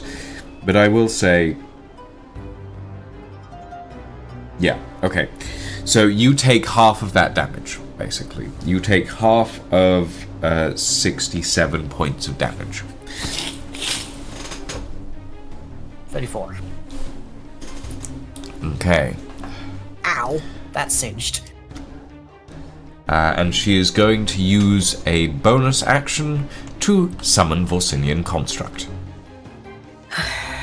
Always with the summon Vorsinian Is construct. it the same? Is it the same construct at Is least? it just like ported over here? Or are there now two? Please be the same one.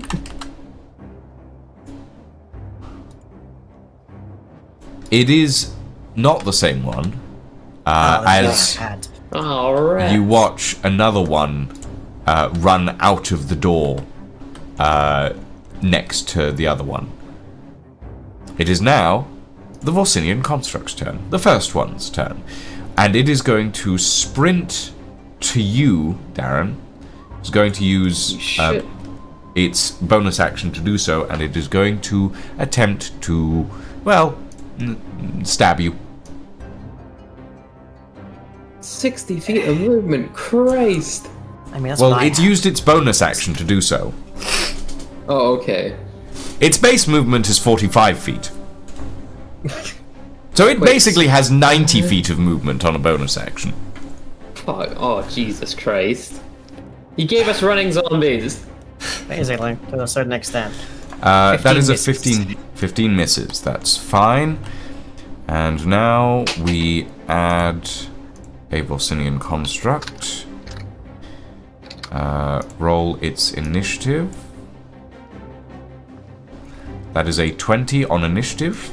Darren, you are up. Okay, I'm holding the anti-magic thing, so there's no longer any point in me trying to use my mage hand for advantage, so I'll just do what I can do, I guess. Which is move back up to her. And stabby. Actually, what is the what kind of action do I need to drink a potion? Can I do that with a bonus action? You can do that with the bonus action, yes. Then I will bonus action drink the potion of haste while I'm walking over. Okay, sure. Because I've had that on my person for who knows how long. I will allow you to do that. Any of them there. It would be an action to give it to someone else, but it is a bonus action to use it yourself. So. Let's see, what does this do Oh, to me? did you disengage from the Vorsinian Construct? No, and I don't have the actions to do so as well as everything else I want to do. Well, either you disengage or you take a potion. You can't do I have both. to take the potion. I have to take the All potion. right. Then you're gonna get stabbed. Maybe. Yes, I am. Oh. Actually, you won't. It rolled a 1. Hey! You took a gamble and it paid off. Congratulations. Okay, until it wears off, my speed is doubled, I get +2 to AC, I have advantage on dex saving throws, which would have been really nice a hot second ago. And I gain an additional action on each of my turns, which I can use for attack. Hooray. For the next 10 rounds. Okay. I think I made those potions a little powerful. That's just the haste effect. Oh, the potions have a different effect. What tier of potion did you take? It's just Potion of Haste is what I have here. Okay, there are... I believe you have a minor potion of haste, which lasts 1 minute, so it's 6 rounds. Right, yes, of course. Yeah. I made my numbers mixed up. Okay. Blade Dancer's Folly. I might not have my sneak attack, but I can still stab her twice. Okay. Yeah. Roll it. That is a 20 on the first attack. She's going to use shield and block it. So that's her reaction. You now have to beat a 23 on her AC. 24? Just about. Congratulations. That bypasses her shield. Right, I'm guessing I'm rolling for 1 hit then. Yes. Yeah, Okay, she and raised it's- her AC. Yep, 3d6 plus 6, 1d6 necrotic. There's 6 points of necrotic damage and then 11 total. Okay. 3 points of necrotic damage then. Okay. Still more damage, that's all I need. Mm-hmm. With enough dice, I can topple the gods. Okay. So, Okay, yes, that's her. anything else? That's all Forcing in my construct actions. number 2 is going to sprint down to you. It's going to use a bonus action to do so. And it is going to attempt...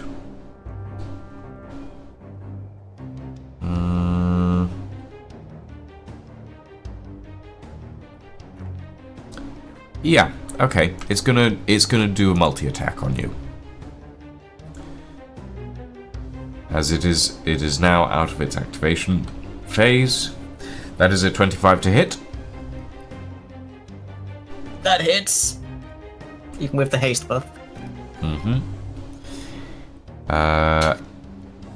It can't do that because it doesn't have a bonus action at the moment. So... it is going to use Strength Drain. I need you to make a DC 15 Constitution saving throw. Oh! You take 15 points of damage. Constitution saving throw. Come on, dice, be pleasant and kind to me. 6. Mm-hmm. You also How many take points was that? 15 points of physical damage and 12 points of poison damage. So 27 total? 27 total, and your strength score is reduced by 2 until your next short rest.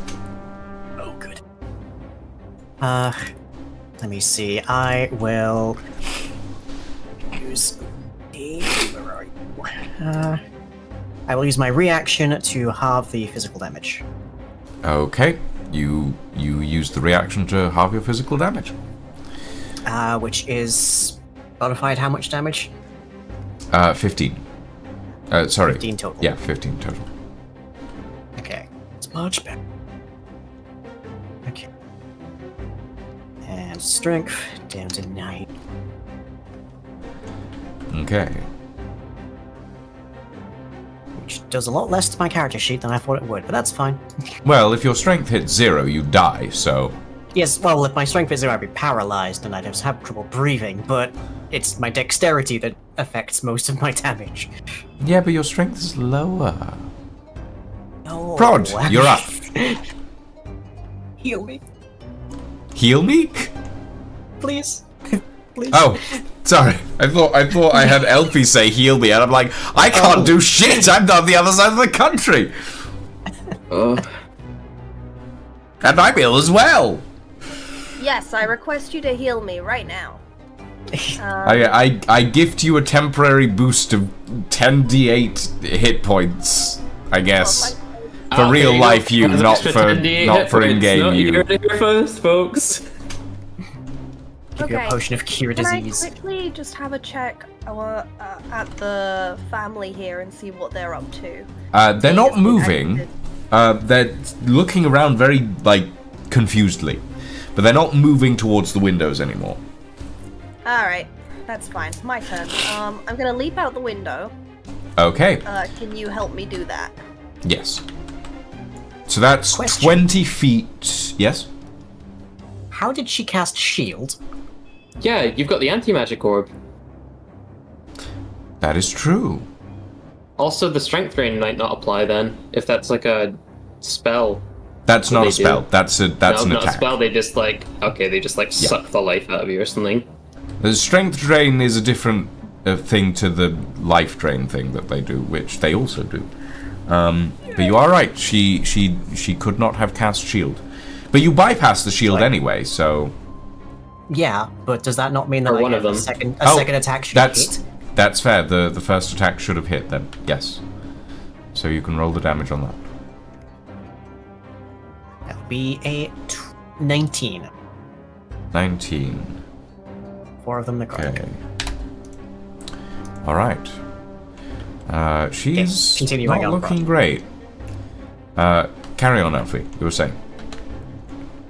Well, here's the question. Do I use my 30 feet of movement moving downwards, or would it be 5? No, that's just a drop. You will take 2d10 damage, though. Okay, that's fine. It's 1d10 per 10 feet traveled downwards. I have less hit points. Is that intentional, or is that just before a previous long rest? I believe that's just probably before just your previous leftover. long rest. So if you want to So you max just max those those? out, yeah. Just press the long rest button just in case you're missing anything else as well. Yeah. Ooh, I didn't know I could press that button. Yeah. So you take 17 points of damage. Nice. Also, add the bless condition to yourself, because you can do that now, apparently. Can I add the blessed condition to myself? In it's the the conditions conditions. section of Yeah. your sheet, yeah. Yeah. If you just go in the drop down, do condition and add it, it automatically does the plus d4 for applicable rolls, which is nice. Yep. Right. Can I run over to these guys? Or run over at least here? Yeah, you can definitely do that. Actually, where would probably be the best bet? There. Tharashi Blues. I did entirely forget about this watchman here. Huh. I did wonder about him. Who? Where? He's behind. This He's guy. behind the wall that. Yeah, everything's grey, so he blends in really well. No, that's just a gargoyle. Don't worry about it. Yeah. You already have enough It's things just to to deal make it with. look like the staff isn't off for the week. I know. Let me It add. might have just been like, yeah, maybe they're not fighting anymore because they saw her fucking Merca guardsman.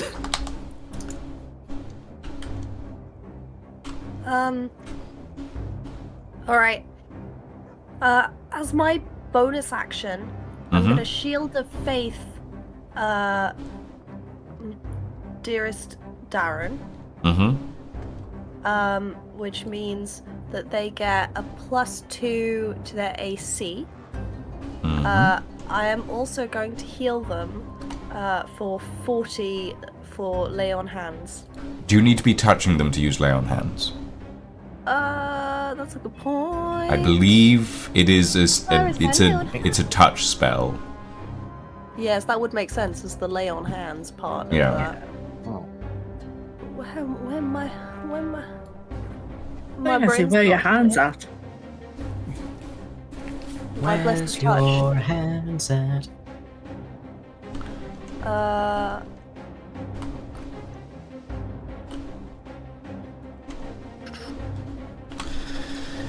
Okay. That's an issue. Yeah, I can't Is that- touch them. Yes. Not this turn, at least. That's frustrating. What can I do? Now, I mean, I could... Could I use my action to dash and just to get in the middle between these two? Yeah, you can. Boom. There's not really enough space, so you'd be about here-ish. Yeah, but what I want to do is I want to like throw my body in front of Darren a little bit. Like, Yeah. meat shield myself. That sounds like the jump action. Actually, okay, I just read some more to do with my lay on hands. Can I rescind my my shield of faith? Because actually lay on hands can be a bonus action. Okay, so you want to use lay my on dash. hands as soon as you get into range. Yeah, Lay on hands, you can do that. And then I'm gonna heal you for 40, I believe. You get an extra 40 hit points, Darren. I'm almost back up to full. Thank you, Oh Elfie. yeah. And I am using my meat shield body for its courageous intent. I knew that food was poisoned. Look at Prod. Die.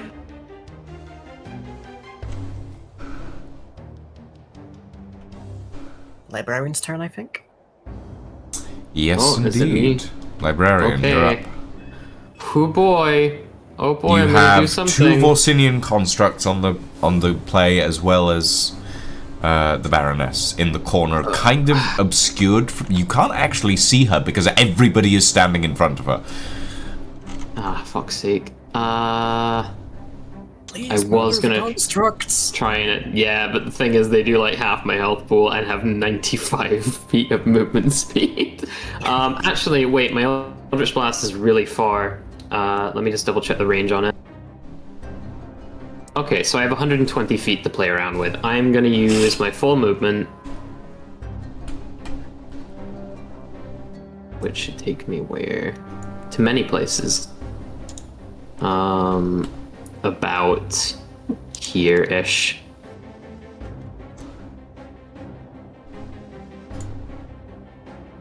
And I'm gonna aim for the Vicinian construct that is closest to Darren and Prod. Darren Yep. and Prod, yep. I'm Okay. just gonna Eldritch Blast. All right. Eldritch Time Blast, to roll baby. 3d10. Eldritch Okay. Blaze. 24 hits. That's a 24, so I get 1. Exactly. 24 hits exactly. 24 heads. 24 hits It's a good exactly. And And 32. 32 will also hit. All three of those hit. Holy Yay! shit. I think that's the first time that's ever happened. I honestly think it is, yeah. Take its head off.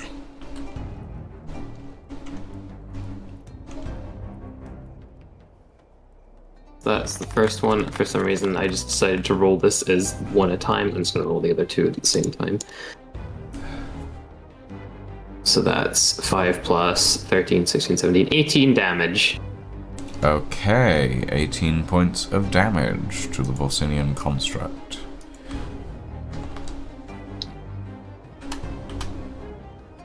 Alright.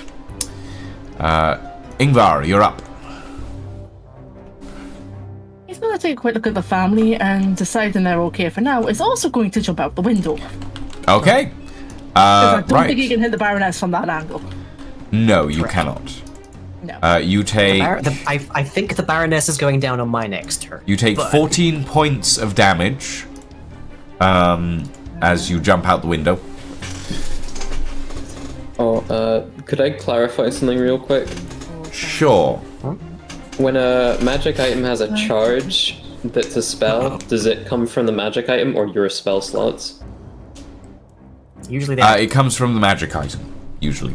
Okay, fantastic. I have a it- terrible thing to do next turn. If it says it has a charge, it's usually from itself. If it says it uses your spell slots, it'll be using your spell slots. Yeah, I was just asking about the one that lets me cast Fireball, because that has two charges of Fireball. Two in charges, it. yeah, it'll be from the wand itself. Yay! Right, I'm going to move in ball to... No, that's the ruler cell. Not the ruler. to about. God. There's soak. Yeah. Can confirm. I can just about sneak the arrow past Prod there from this angle. I will allow it. It's tight. I will allow it on the condition that if you roll a nat 1, you're gonna hit Prod instead. That's fair. I can't hit in that one. Well, I can't. Never mind. You can hit, and don't say you can't because you'll end up doing it by accident. Well, that's a nat 20. Nat so 20. yeah. Okay, fair enough. And then the second arrow is a 16. Okay. The first one does hit. 1, 2, 3, 4, 5. 14. Okay. Ingvar, you fire an arrow.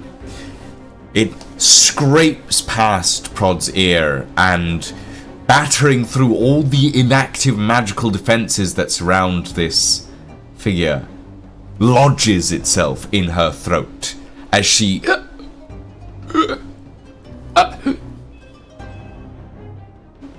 you watch as the illusion magic that you were aware of to a certain degree starts to fade from her. You see first her arms, both real and made of flesh. Her hair turns golden blonde. Her face wisens about 10, 15 years, maybe in her late 40s. As she clutches at her throat, you watch as the arrow slices through the choker that holds this ruby pendant. As she grasps it and it drops to the floor, you watch as her eyes go from this golden color to a bright blue-green. As she staggers back against the wall, she pulls a hand up to you, Prod, grabs your cloak, goes, "Thank you," and drops to the floor, lifeless.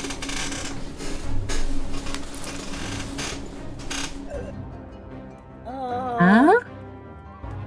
Can I quickly just do a little perception check? Both arms are real? And Both attached arms to the are wall? real Oh. and attached. And now, it's Vorsinian Construct A's turn. Oh, bugger. As he, it, rather, lunges for you, Ingvar. And is going to do a,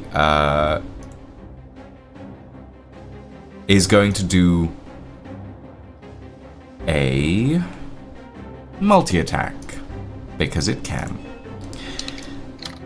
So, that is a 22 to hit, Yep. and an 18 to hit. Nope. Okay, so one of those hits.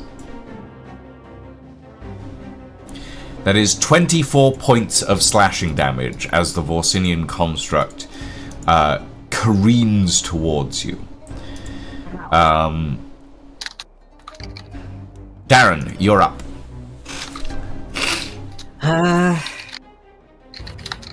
Well, I'm a little annoyed because I was a hair away from decapitating this woman. So there's a construct to my side. I'm going to move for flanking.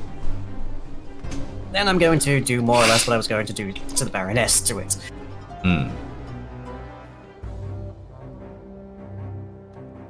Yep. And I still have my haste, so I get 2 of these. It is 25 on the first attack. That'll hit. And 21 on the second. That will miss. Okay, that's fine. That's fine. That is still 11d6 plus 6. Not plus another d6 for necrotic because... Hang on. If the target drops to 0 hit points before this spell ends, you can take a bonus action on a later turn to curse a new creature. I will therefore be cursing this thing. Okay. So that's 12d6 plus 6. Alright. More dots. More dots. Holy fuck.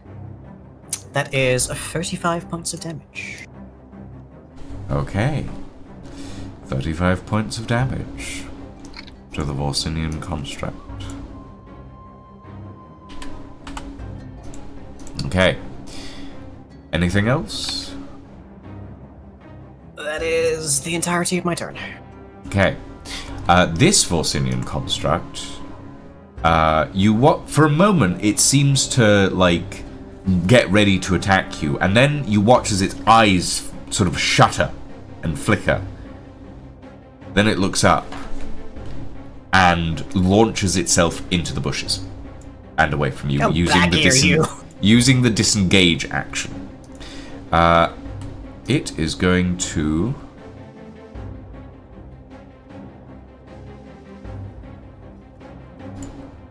use its innate stealth ability, and if anyone wants to, they can make an active perception check to attempt to perceive where it goes, but otherwise it is going to disappear into the bushes. I'm trying to think, would it have a magical aura of any kind I could look for? You would have to use an active perception check on your turn. And bearing in mind that it has 90 feet of movement, it's very possible that it could just have scarpered by this point.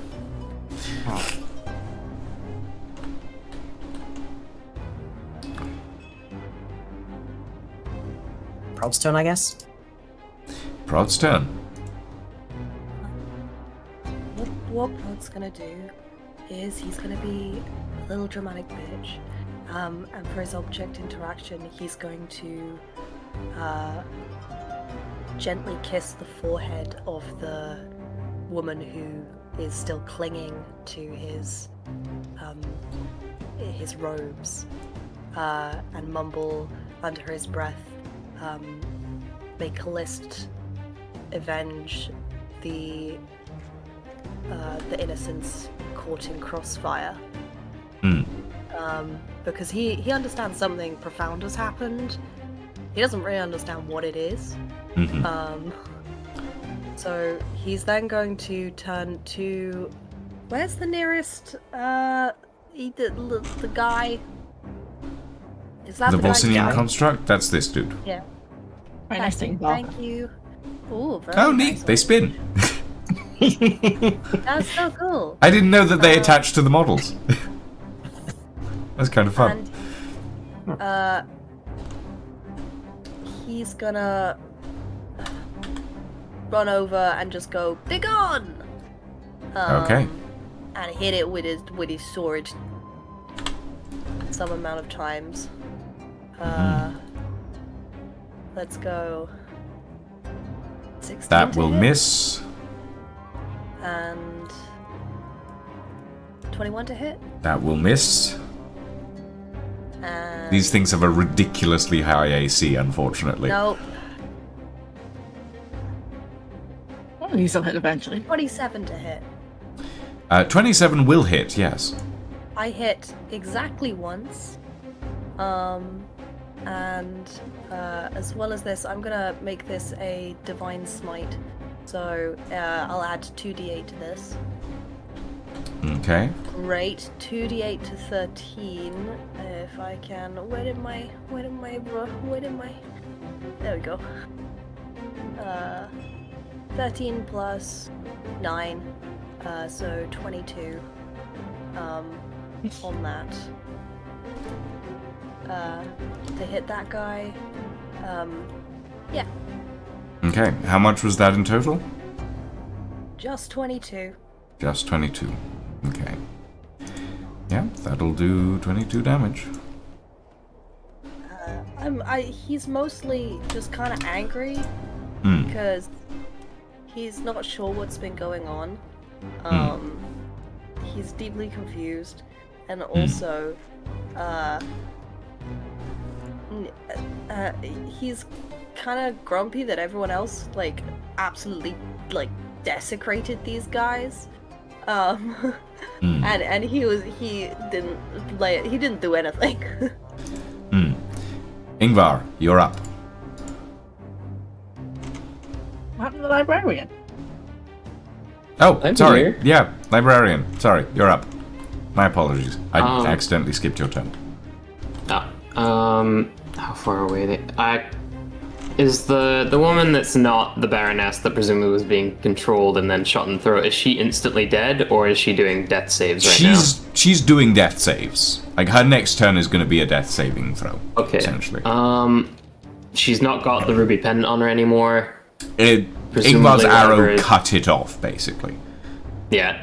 Yeah. I guess this isn't a spell effect, because otherwise the orb would have nullified it.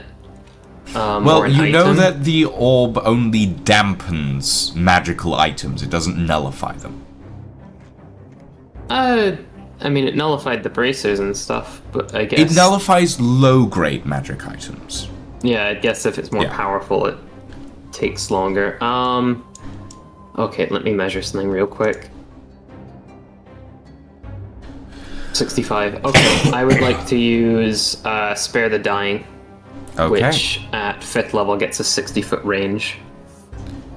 Okay, so you're going to move forward 5 feet. Yes. Yeah. Okay. Alright. You use Spare the Dying. The woman on the ground is you manage to staunch the blood flow.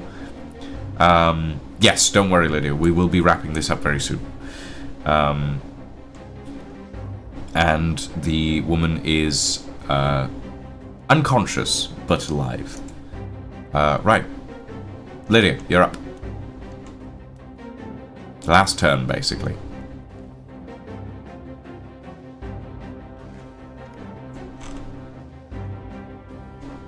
Lydia? Sorry, I put the mic on mute a second. That's fine. Oh. No, he's still too close for an arrow. In that case, I'm going to try and smack him. Worth trying to smack him with a flail. What the fuck is the flail? Do I know for the equipment? Yes, I did. I guess I'm going to try and hit him over the head with the Cerberus flail. He's too close for arrows. Roll me an attack. Roll me 2 attacks. Am I still blessed? You are still blessed, I believe. Yeah, because attack. That's 29. 29 will hit. Because the Cerberus comes with +9 on a hit.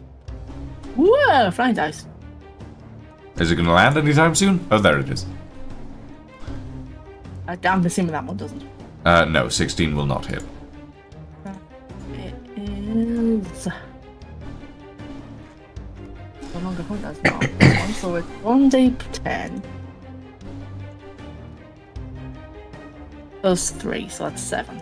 7 points of damage. Every little counts. Okay. Yeah.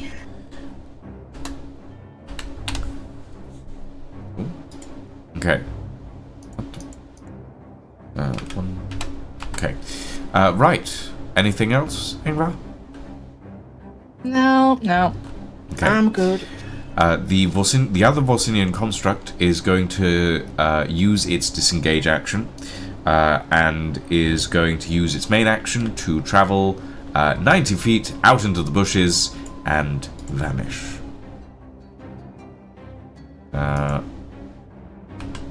As it also utilizes its innate stealth ability. For a 28 on its stealth roll. Anybody's catching that one. Okay. And with that, you are out of initiative.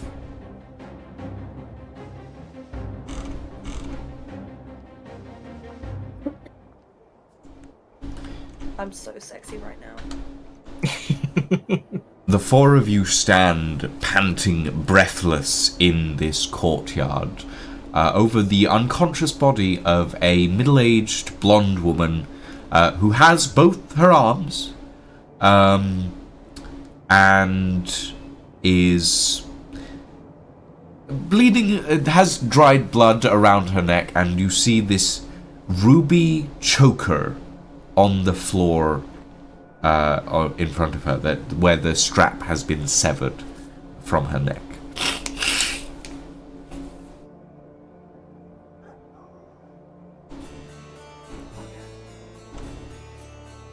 Everyone else should go before me. Just putting that out there right now. Anybody want to pick it up? Maybe? I'm not gonna pick it up. I would like to do magic detection on this thing. Is it still active? It is not active anymore, but it does still have magic in it. Are we within the kind of range of the orb still when I'm looking at that? Is it kind of dampened by it, or is it Yes. outside? Okay. Yeah. What happens when Darren steps away? The enchantment ignites, but it doesn't reach out for anything. And it is enchantment magic specifically. Okay, so it's presumably tailored to whoever's wearing it, not...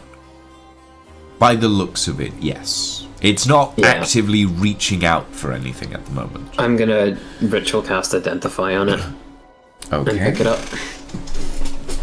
Alright. You ritual woman cast Identify. Is the woman alive or dead at this point? She's unconscious. Alive, she's stable. She's at 0 HP. Yeah. If anyone has Okay. anything to stabilize her, that'd be great. If not, I can burn a first level slot for Cure Wounds.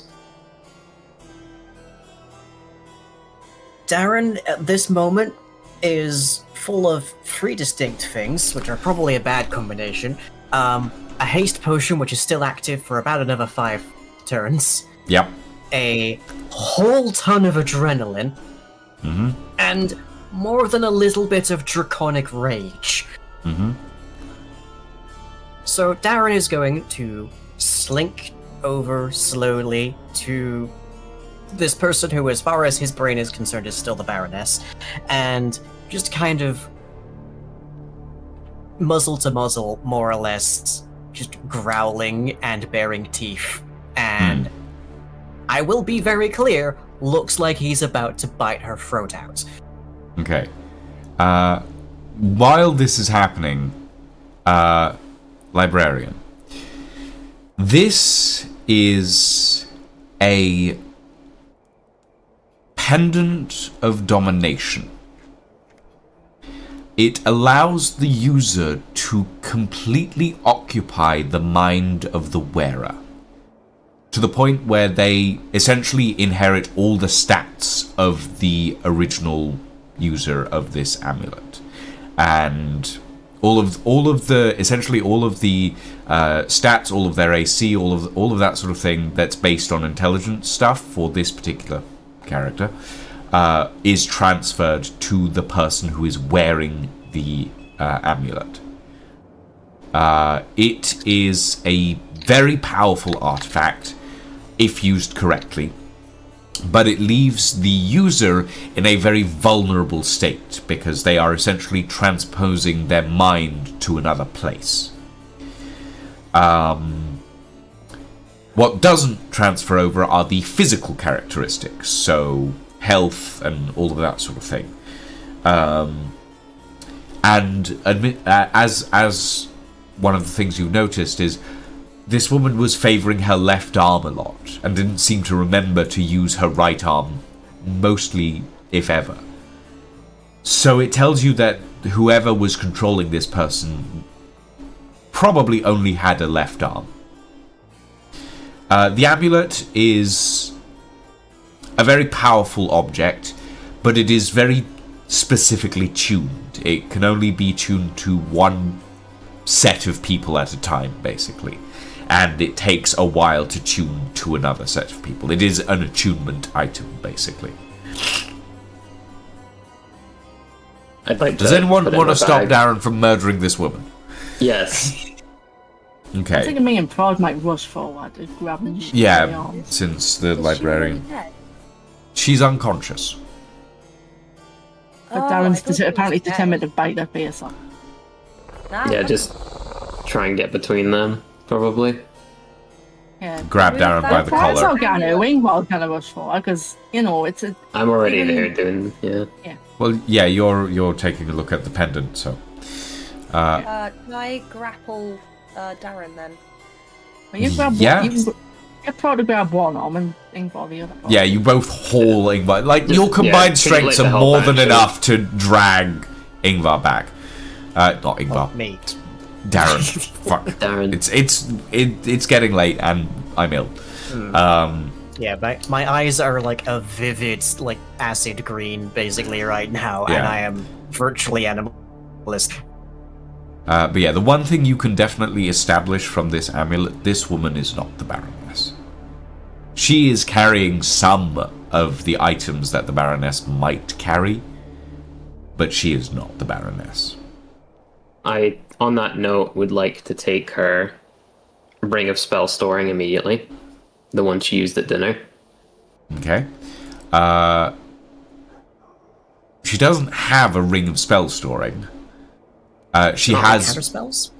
She has very specifically a ring of counterspell, which has one charge of counterspell okay. in it. Well, I'll nab that and anything else I see on her while she's laying there that could be potentially dangerous. She has on her person a brooch that ups your AC by 4, but cannot Damn. be used while wearing armor. Perfect for like the librarian then. So it's a wizard type item essentially, With and it is an attunement item as well. So you would need to attune to it. It's Yep. a +4 to your AC as long as you're not wearing armor, and has a intelligence requirement of a minimum of 12. Cool. I will provide the item in a moment once we're off. I'm mostly off just air. doing this to like grab anything that could be dangerous, Yes. so we can treat it as a Yeah. bag of loot we ID later. That's about everything she has on her, aside from like a couple of gold pieces. Like 10 gold Hadn't pieces heard yet, ish, Yeah, I'm not gonna take the fucking. and a loaf of gold. bread. We take the loaf of bread, of course. Of course. Of course. And it Denvar immediately, just like this with the others. One day, we'll find the true loaf, the one piece of bread. The one divine bread will loaf. Okay. Yeah. She's definitely not the Baroness. That you can establish for certain. Like, this fight was way too easy.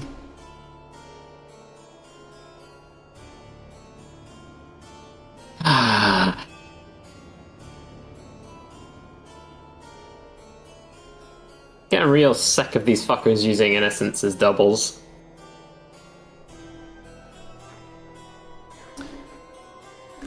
I would It's like gonna be to a few. cast. It's gonna be a bit more before any of my conditions wear off. So Yeah, I'm gonna cast a first level cure wounds on this lady. Okay. You do so, and you see as she slowly opens her eyes and looks up to you and goes, I'm not dead? I thought I was... And she sort of reaches her hand up to her throat, and she can, like, feel the dried blood there, and she's like, I'm not dead. I'm not dead. I'm not dead. Oh no, you're not. God, my sister's a bitch! And that is where we are going to call it for the evening.